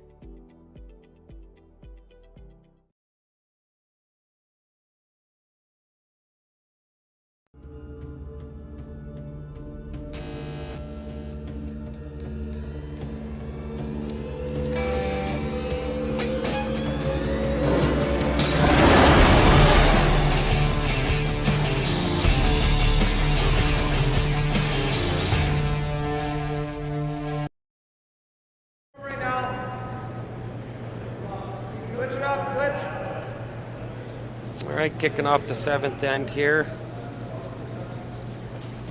We got a center guard went up, corner guard goes up, and now Quinn Hurstcorn trying to wrap one top 4 foot here around his center guard. Team Jacobson with a 4-2 lead over Team Kody Hartung.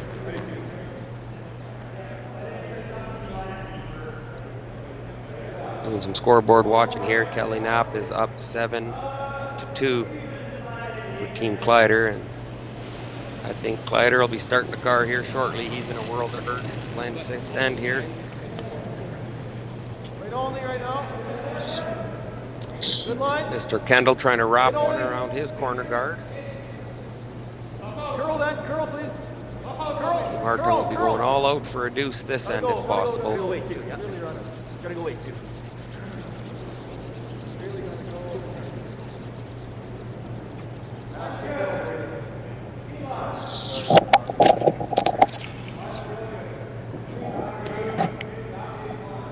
Great thing about the 5 rock rule is plenty of guards can go up and can't be hit, and it allows for a lot of rocks to get into play so that we have some interesting ends.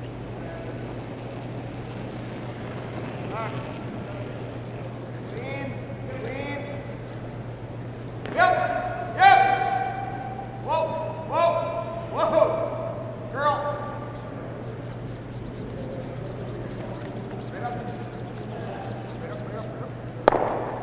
Excellent shot from Quinn there. Picking that one out from behind the corner guard and rolling to the top of the 4 foot. That would the score 4 out of 4 on the scorecard for that shot.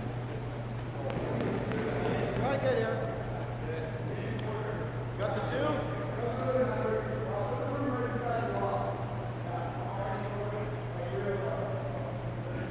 I wasn't sure how Kody would approach this end, if he would have maybe tried the triple down the center there, maybe try and blank the end, take the last rock to the 8th end and try and get his 2 or even possibly 3, but looks like he's going to try and generate something here in 7.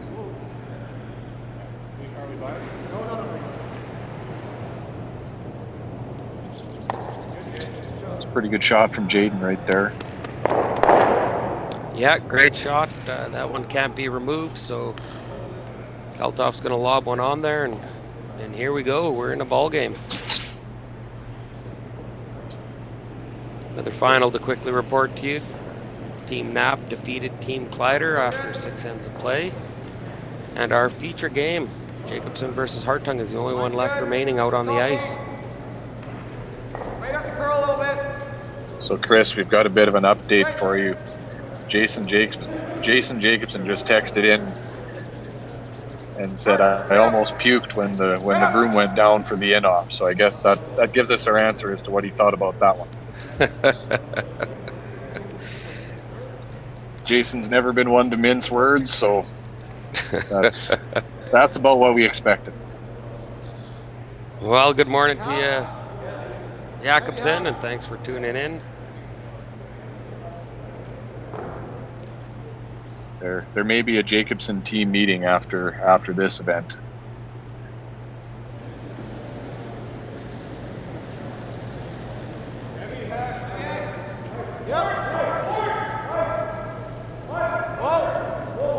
Jaden's a little light in and tight on that one maybe, but it seems to have straightened out for him a little bit, trying to hit and roll behind the corner.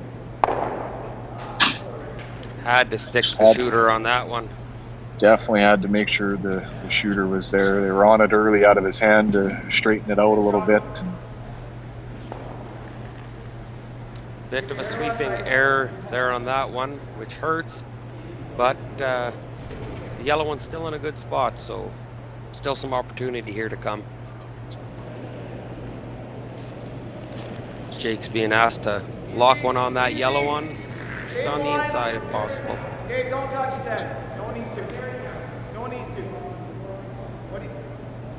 Are you just froze or are you bumping?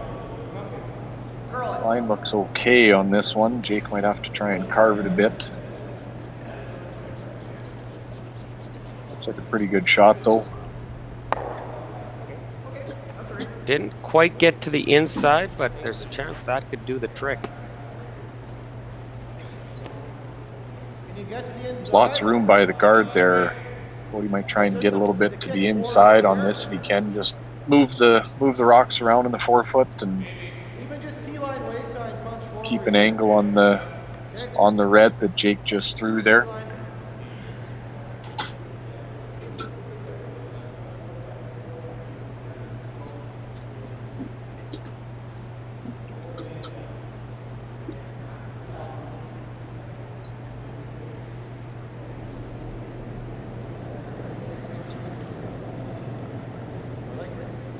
This is Tyler's first in the seventh end here. Probably just trying for T-line, back four weight.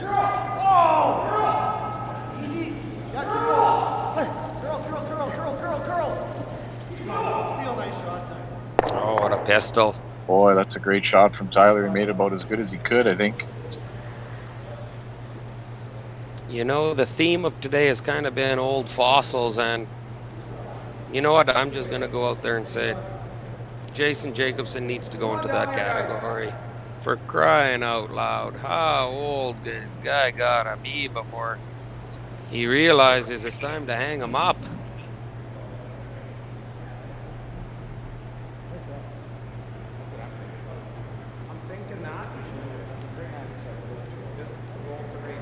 Luckily for me, I knew at a nice young early age, enough was enough, and I hung him up.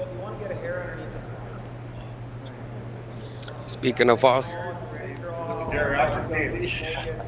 fossils, I got the Max Kirkpatrick team upstairs here giving me a rough time. Sounds like word got back to them that I was calling them fossils, and they don't look like they're overly impressed with me right now.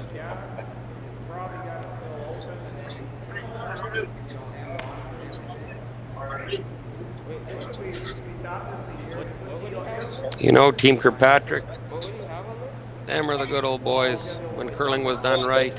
Win or lose, straight to the lounge. Straight to the lounge. Come up and have a drink, socialize a bit. Smile on their faces. Tylenol in their bellies. Yeah, nowadays she's protein shakes and pre-workout juice.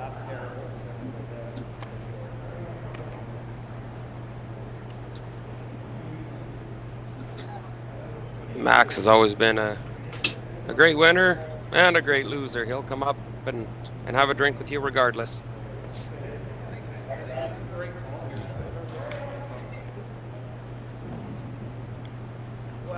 Bit of a discussion here now on this shot.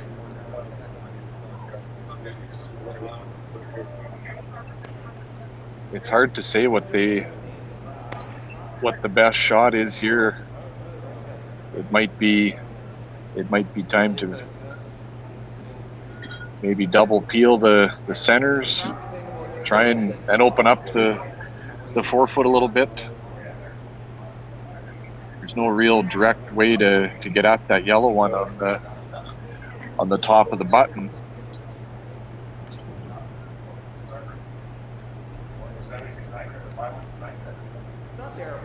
Any update, Mark, on any of the Saskatchewan Scotties going on? Has that game started already? I believe it started at 10 o'clock. I heard 1-0 was the score. I didn't know who it was for though. I think this is the best. Look at that. Max comes off the ice, and now he's giving us scoring updates. He's doing it all today.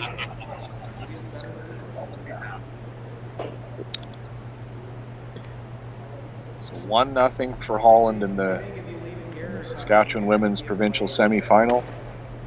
Winner of that'll play Chelsea Carey this afternoon.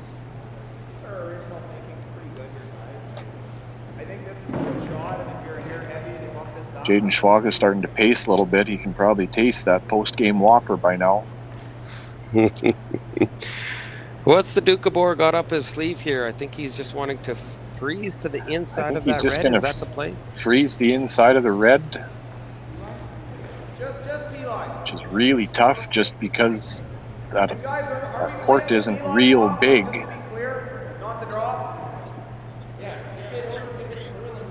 I'd like to give you less ice to play the T-line bump.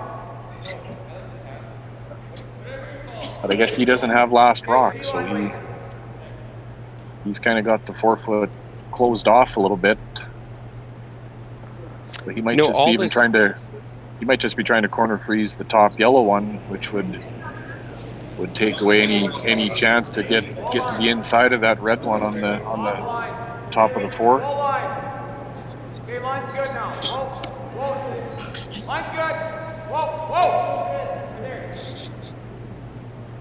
Well, the lounge is starting to fill up here. The boys are having a few beers. It's not too early to be drinking beers, is it? I don't think it's ever too early to come up and enjoy a cold one. That was a pistol, I believe. They got that lemon surrounded there now. I think that even touched the top of the yellow, or the back side of the top yellow in the 12-foot there. I'm going to watch the replay here. We got the live screens up in the lounge, screen behind every sheet, and a bit of a delay, so we get the opportunity to watch the replay. I'll tell you here in a second whether that tickled it or not.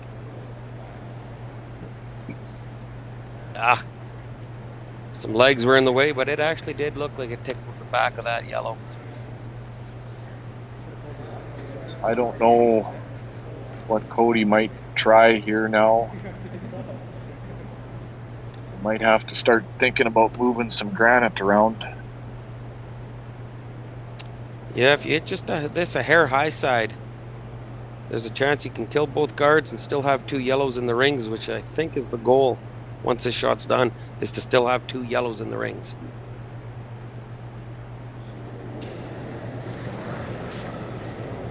About 7/8 of a rock will get this one moving. It got to curl a bit. It's a little too thin. That changes things a little bit, but there's a good chance Dustin will just maybe replace the guard, or he might start trying to tap things back to really create a good angle on that rock on the button.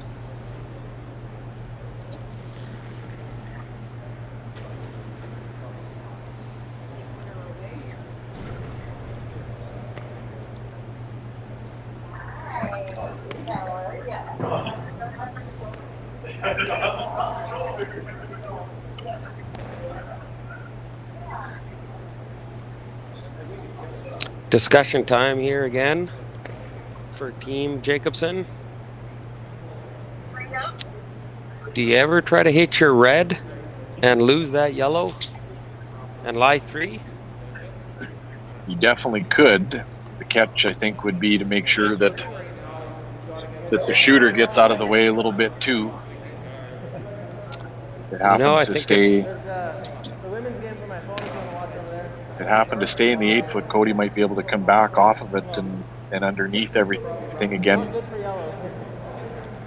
You know, we talked about this before, Mark, but I think it comes down to playing the scoreboard again and what's the goal, and forcing yellow to 1 might be a great end for Jacobson. So maybe playing the shot that does their best job to force.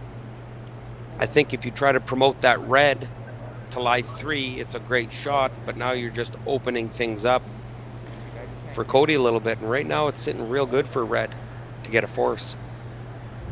And I agree with that right now, like you said, the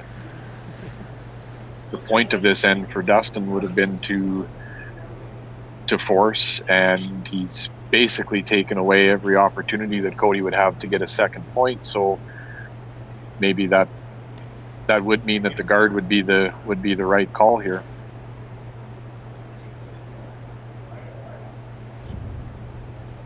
I didn't really see if they indicated what they were actually going to throw here, but to me it looks like they'd be throwing a center guard.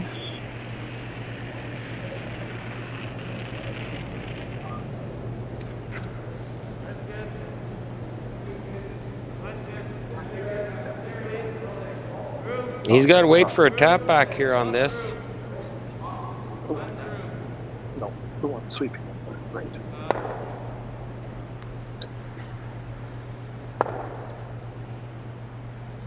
Well, that's a bit of a miss there.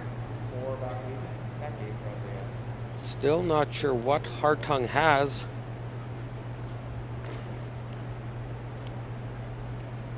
Those angles just are not great for him. And he's desperately trying to score a deuce here in this end. He definitely wants to try and find a way to get two. I think he might be able to play a nose on the one that Kaltoff just threw and kill two, maybe three of the reds and leave both of his yellows in play, except they both might be exposed then.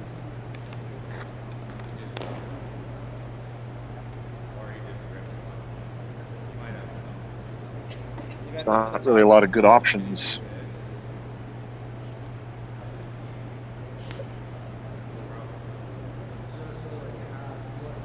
Well, thank you everybody for tuning in and watching the curling action on our live streaming. SaskTel Swift Current Curling Stadium. Shout out to Jerry Gertz, Curling Zone, John Benton, Rory McCusker, James Gordon,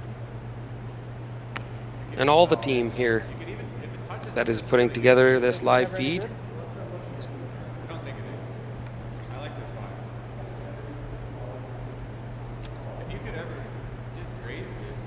Another thing I could throw out to the viewers is they're constantly playing around and seeing some of the different things we're able to do with this system, and always looking for people interested in commentating curling games. If you're ever at all interested in commentating for one of your favorite curling teams that's playing in a facility that has the SaskTel Curling Stadium, reach out to Curling Zone, Jerry Gertz. He would get you on the mic, and who knows, with a little bit of success, you may be the next Vic Router. And one thing's for sure, I am not.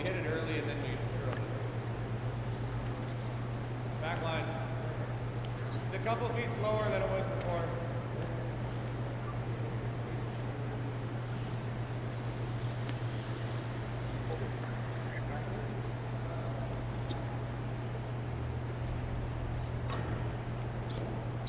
So Chris, just to bring you up to date, another message in from Jason Jacobson. He was just wondering how your game went against Max last night.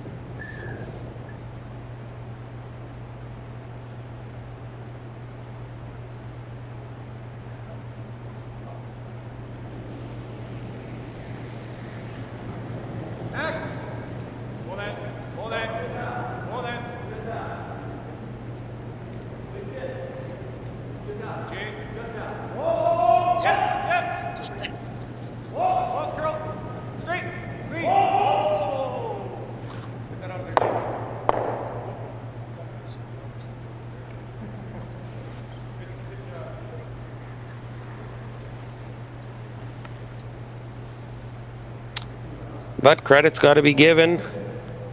It was excellent to see Team Kirkpatrick and his senior men's team, who ultimately entered this event here to kind of save the bacon and fill the spiel with the 16th team. And they went on to qualify, which is awesome for them. I think they got out of this weekend what they wanted to, and that was to get some reps in so that they're ready to go for the senior provincials being held in, I believe, Aberdeen.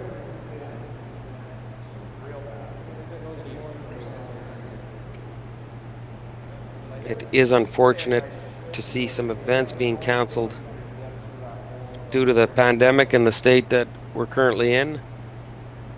There was a senior men's qualifier scheduled next weekend in Swift Current that just recently got canceled. We're kind of seeing that across the nation. Provincial associations and some big events being canceled. The Scotties, we have yet to see any of the Briar playdowns canceled, but I'm sure that'll be on tap next. And it makes a guy wonder if the Olympics are even going to go ahead. What's your thoughts on that, Mark? Well, I know it's been talked about for quite a while here, you know, with the new variant coming out and nobody really knowing what it all means yet, even though we've been in this for the better part of 2 years again. It's hard to really say what'll come next, because it seems like things just change by the day. So I hope the Olympics do go forward. It'll definitely be different for all the athletes with no fans allowed and everything like that. But you know, when it comes to curling, you put 4 years of effort into it, or in some cases even longer, and you know, to have it taken away from you would be pretty difficult. So for their sake, I do hope they're allowed to go. And you know, everybody's probably, you know, doing everything they can to stay safe. So as long as they're doing that, I do believe that the decision should still be up to them if they do want to go. What's even happening on this side? If we just throw a guard here, oh, he just, I guess, conks this.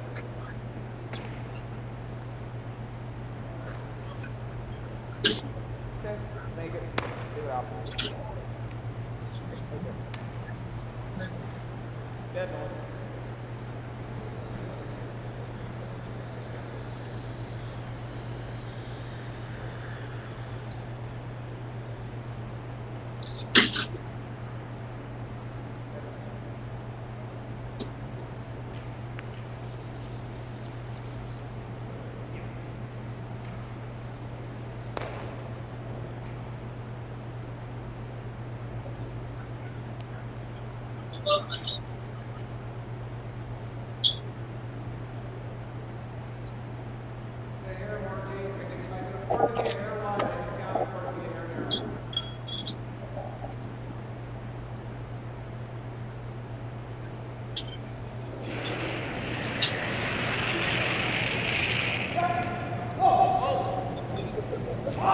Throwing a hard one here to try and get rid of a couple of yellows, but he's able to pick one out, but leaves one yellow one there buried. This should leave Kody Hartung a hit and stick for a deuce here in the 7th end to tie things up if this shot's made. I think with the way this game started for Kody and his team, if you would have told them maybe in the 2nd or 3rd end that they'd be tied up playing 8, I think they'd take it. So they've definitely battled back here in the latter half of this game to make it go the distance. So if he makes this, we'll have a tie game playing the 8th end.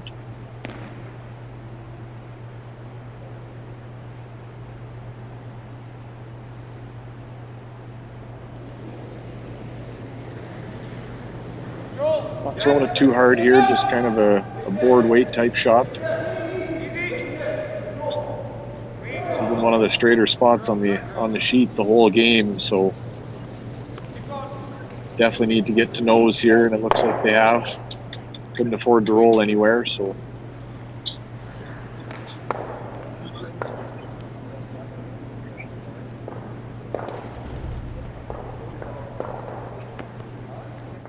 This is RBC. This is also RBC. This is definitely RBC. This too. Some people think RBC is still like this, but that's just not the case. This is what we actually look like. This is how many people work at RBC, and these are some of the places they work. This is RBC volunteering at Race for the Kids. People here volunteer a lot, not because they have to, but because they want to make a difference. like here, and here, and here. This is an RBC hackathon. This is one of the ways RBC creates new and exciting futures. These are some RBC employees at work. With unique challenges, they're constantly unlocking their potential, except for when they're taking a break. This is them doing just that. This is recognized year over year as the Global Retail Bank of the Year and one of Canada's best diversity employers. Most importantly, this is Paul Washa. And you could sit next to Paul Washa if you were to join us. She's hilarious. This is RBC. Let's work together. It's time to give your old phones a fresh start. When you donate your old phones at a SaskTel store, we put phones and phone cards into the hands of people in transition shelters fleeing domestic abuse and youth transitioning out of social services care. Be the reason behind someone's fresh start. Learn more at sastel.com/fresh start.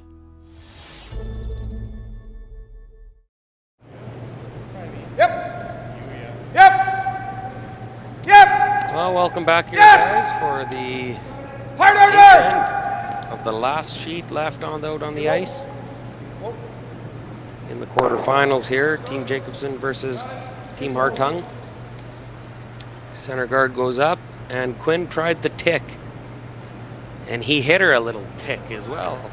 A little tick.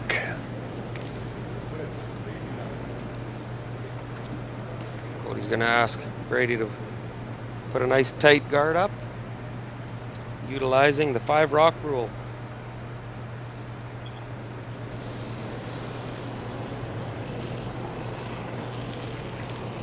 Again, thank you. A little bit for line. Gotta go line. Hard line. Good, good, good. Line's really good. Good shot. Quiet, blitz.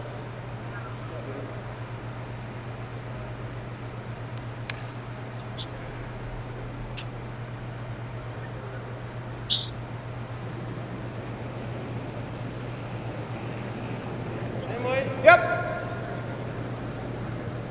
Yep. Hartung! Gotta go! Right up, come on, gotta go, gotta go, gotta go! Gotta go, buddy.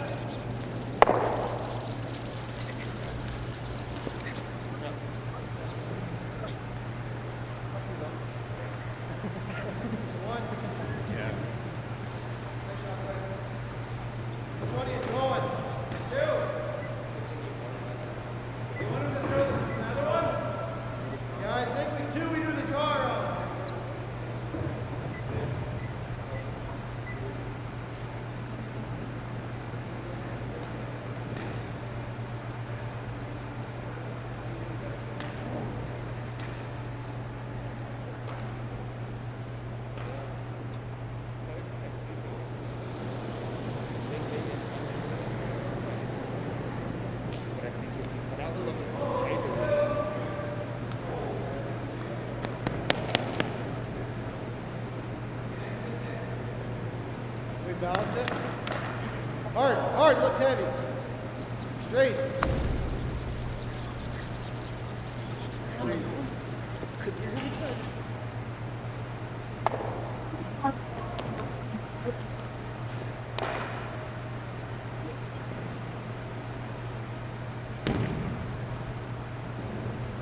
Half a rock, thick half, thin half. What ice do you think you need, Quinn?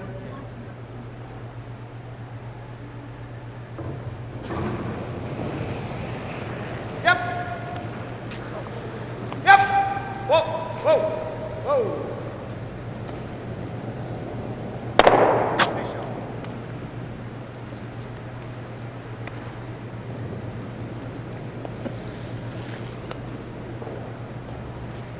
That'll be a 1 now.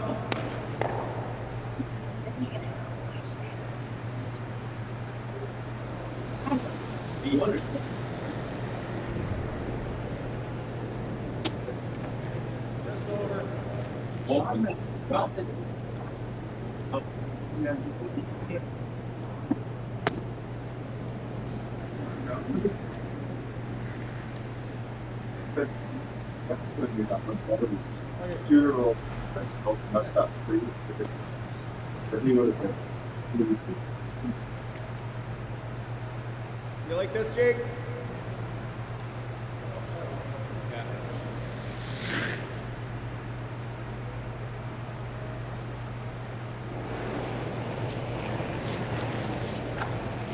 Whoa. Whoa.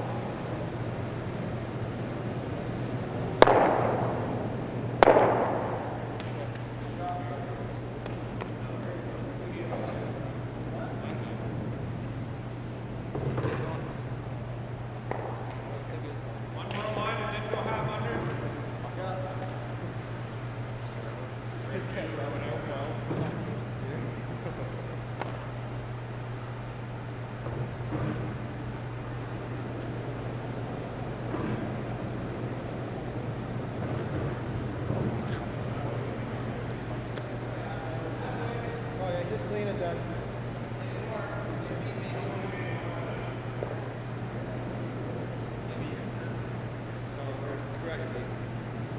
Okay. Throw.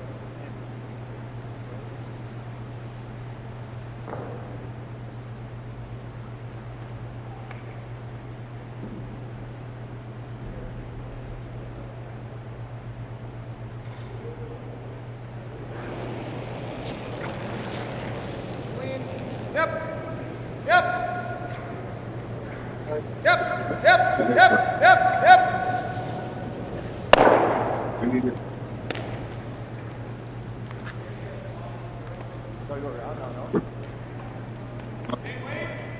Chris, I'm not leaving you hanging, am I? Had some technical difficulty.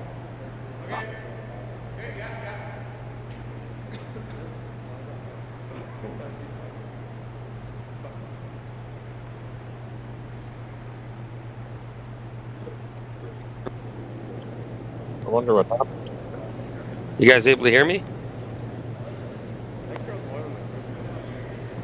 Line's good. Line's nice. Can you hear me too? Well, that's great. Some technical difficulties here, folks. A little quiet. I was just discussing on just how old Jason Jacobson actually really is.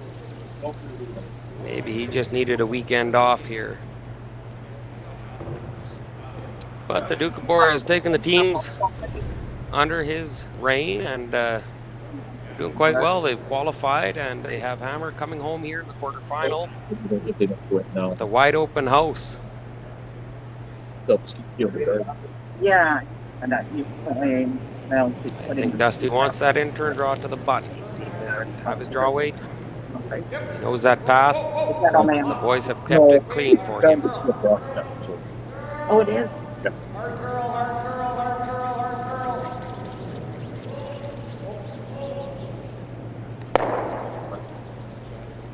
That's a pistol by Jake. Real nice shot. Persicorn there. Because now Kody is going to have to make a play of some sort on it. It's kind of in the way. You might draw first. At least get one in there.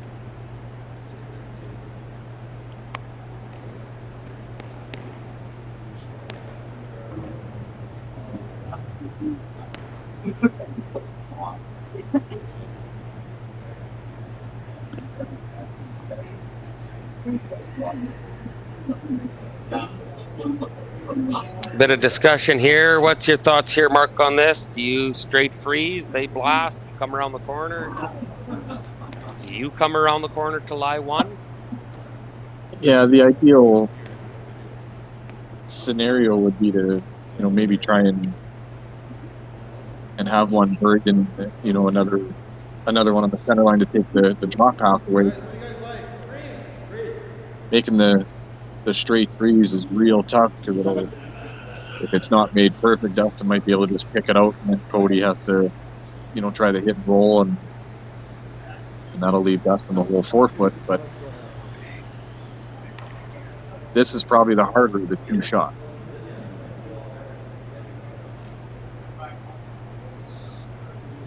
What's he playing here? Just kind of a chap and lie, if you will? Based on that, I would think he's just throwing the straight freeze. You got something coming, Mark, if you think edge of the 4-foot is the right ice to put a freeze on that puppy.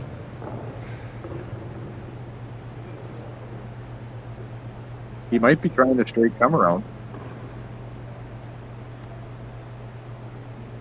I think he's playing a little chap here on this chap and roll. That would be the right ice for that shot.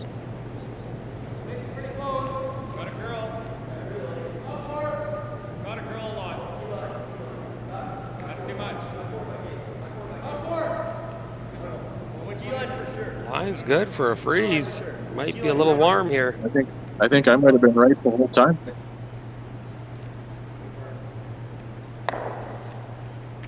So that's going to make it real tough now for Kody to be able to stick one in a spot that it can't be easily removed.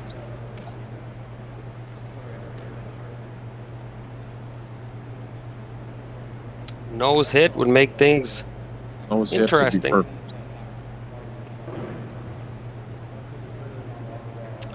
You know, I think you want to roll in front of your red a little bit.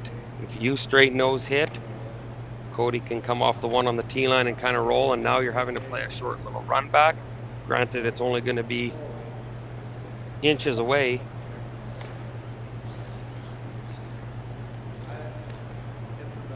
Yeah, I think you'd want to sit on the nose on this one. You don't want to really roll away. If you roll too far, then we can play the one on the tee line and roll behind the guard. I agree. Again, nose hit on the center line one would be a good spot. Again, thank you everybody for tuning in, watching the live streaming SaskTel Curling Stadium here in Swift Current. Swift Current is one of the few facilities in the world that has installed over 24 high-definition pan-tilt zoom cameras throughout the facility. Bring you this live streaming action. We stream every single game, every single rock thrown in this club all season long. Whether it's the Tuesday Night Men's League, whether it's the Wednesday Open League, or whether it's the Monday Buffalo Brew Pub Beer League. We're live streaming all the action.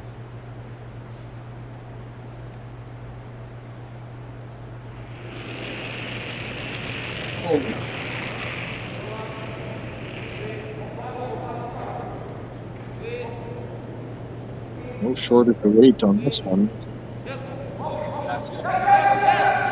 Looks like he's got a nice one though. So that'll force Kody to come off the rock on the tee line, maybe tap it an inch, or remove it, roll behind and hold. Rumor has it there was another $50 million Lotto 649 winner in Saskatoon. That's got to be about the third one in the last couple months of some Saskatoonian walking away extremely happy. Which side do you want to roll under? Do you want to roll? I think in order for Hartung to win this game, he's going to have to get about as lucky as the most recent multi-millionaire in Saskatoon.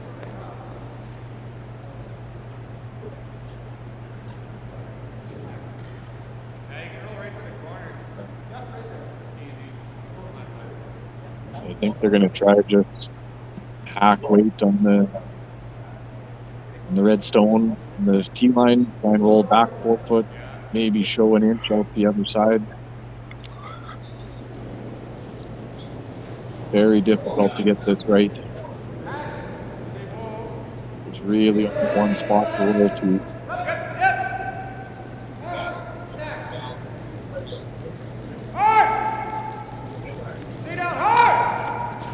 It is close though. Curled up too much, so felt off. Open hit to win the game, doesn't have to hold the shooter. You know, I think he was looking for 3 more inches of roll, and that would have been a pistol. But Been a real good shot. he shot rock and making the Duke of Boer. Dustin Keltoff here have to make this one go away for a big win. Quarterfinal action.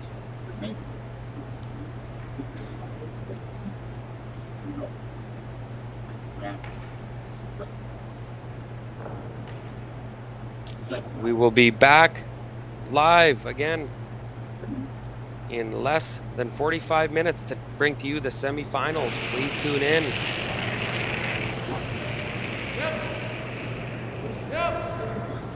Quinn's on the brush. He's pillar to post. Just a clean now. And he makes the yellow go away. It's a big 2 points for Team Jacobson and the win in quarterfinal action. Thank you to everybody tuning in. I'd like to thank Mark Larson for joining me here today on the broadcast. Hope you all enjoyed it. Tune back in for the semifinals. Take care, everybody out there, and have a good rest of your Sunday. Thanks, everybody. Take care. Imagine being able to stream every curling game from every sheet from any event, be it your Wednesday league game, bonspiel, or corporate event. Curling Stadium offers an all-inclusive streaming solution featuring high-quality cameras, ease of use, great reliability, and minimal installation. Offering your sponsors customizable ad space on your streamed curling games and being able to sell video packages to your corporate events for increased revenue. With Curling Stadium, you can stream to any device, be it your mobile phone, tablet, or computer. Push the feed to your desired platform, be it Facebook, YouTube, or any other social media. Curling Stadium is simply the way forward. Where it's commonplace in other sports to televise every game, we want to do the same. Curling is a global sport, and it's time it gets the coverage it needs. Make your curling club the next Curling Stadium. It's time to give your old phones a fresh start. When you donate your old phones at a SaskTel store, we put phones and phone cards into the hands of people in transition shelters fleeing domestic abuse and youth transitioning out of social services care. Be the reason behind someone's fresh start.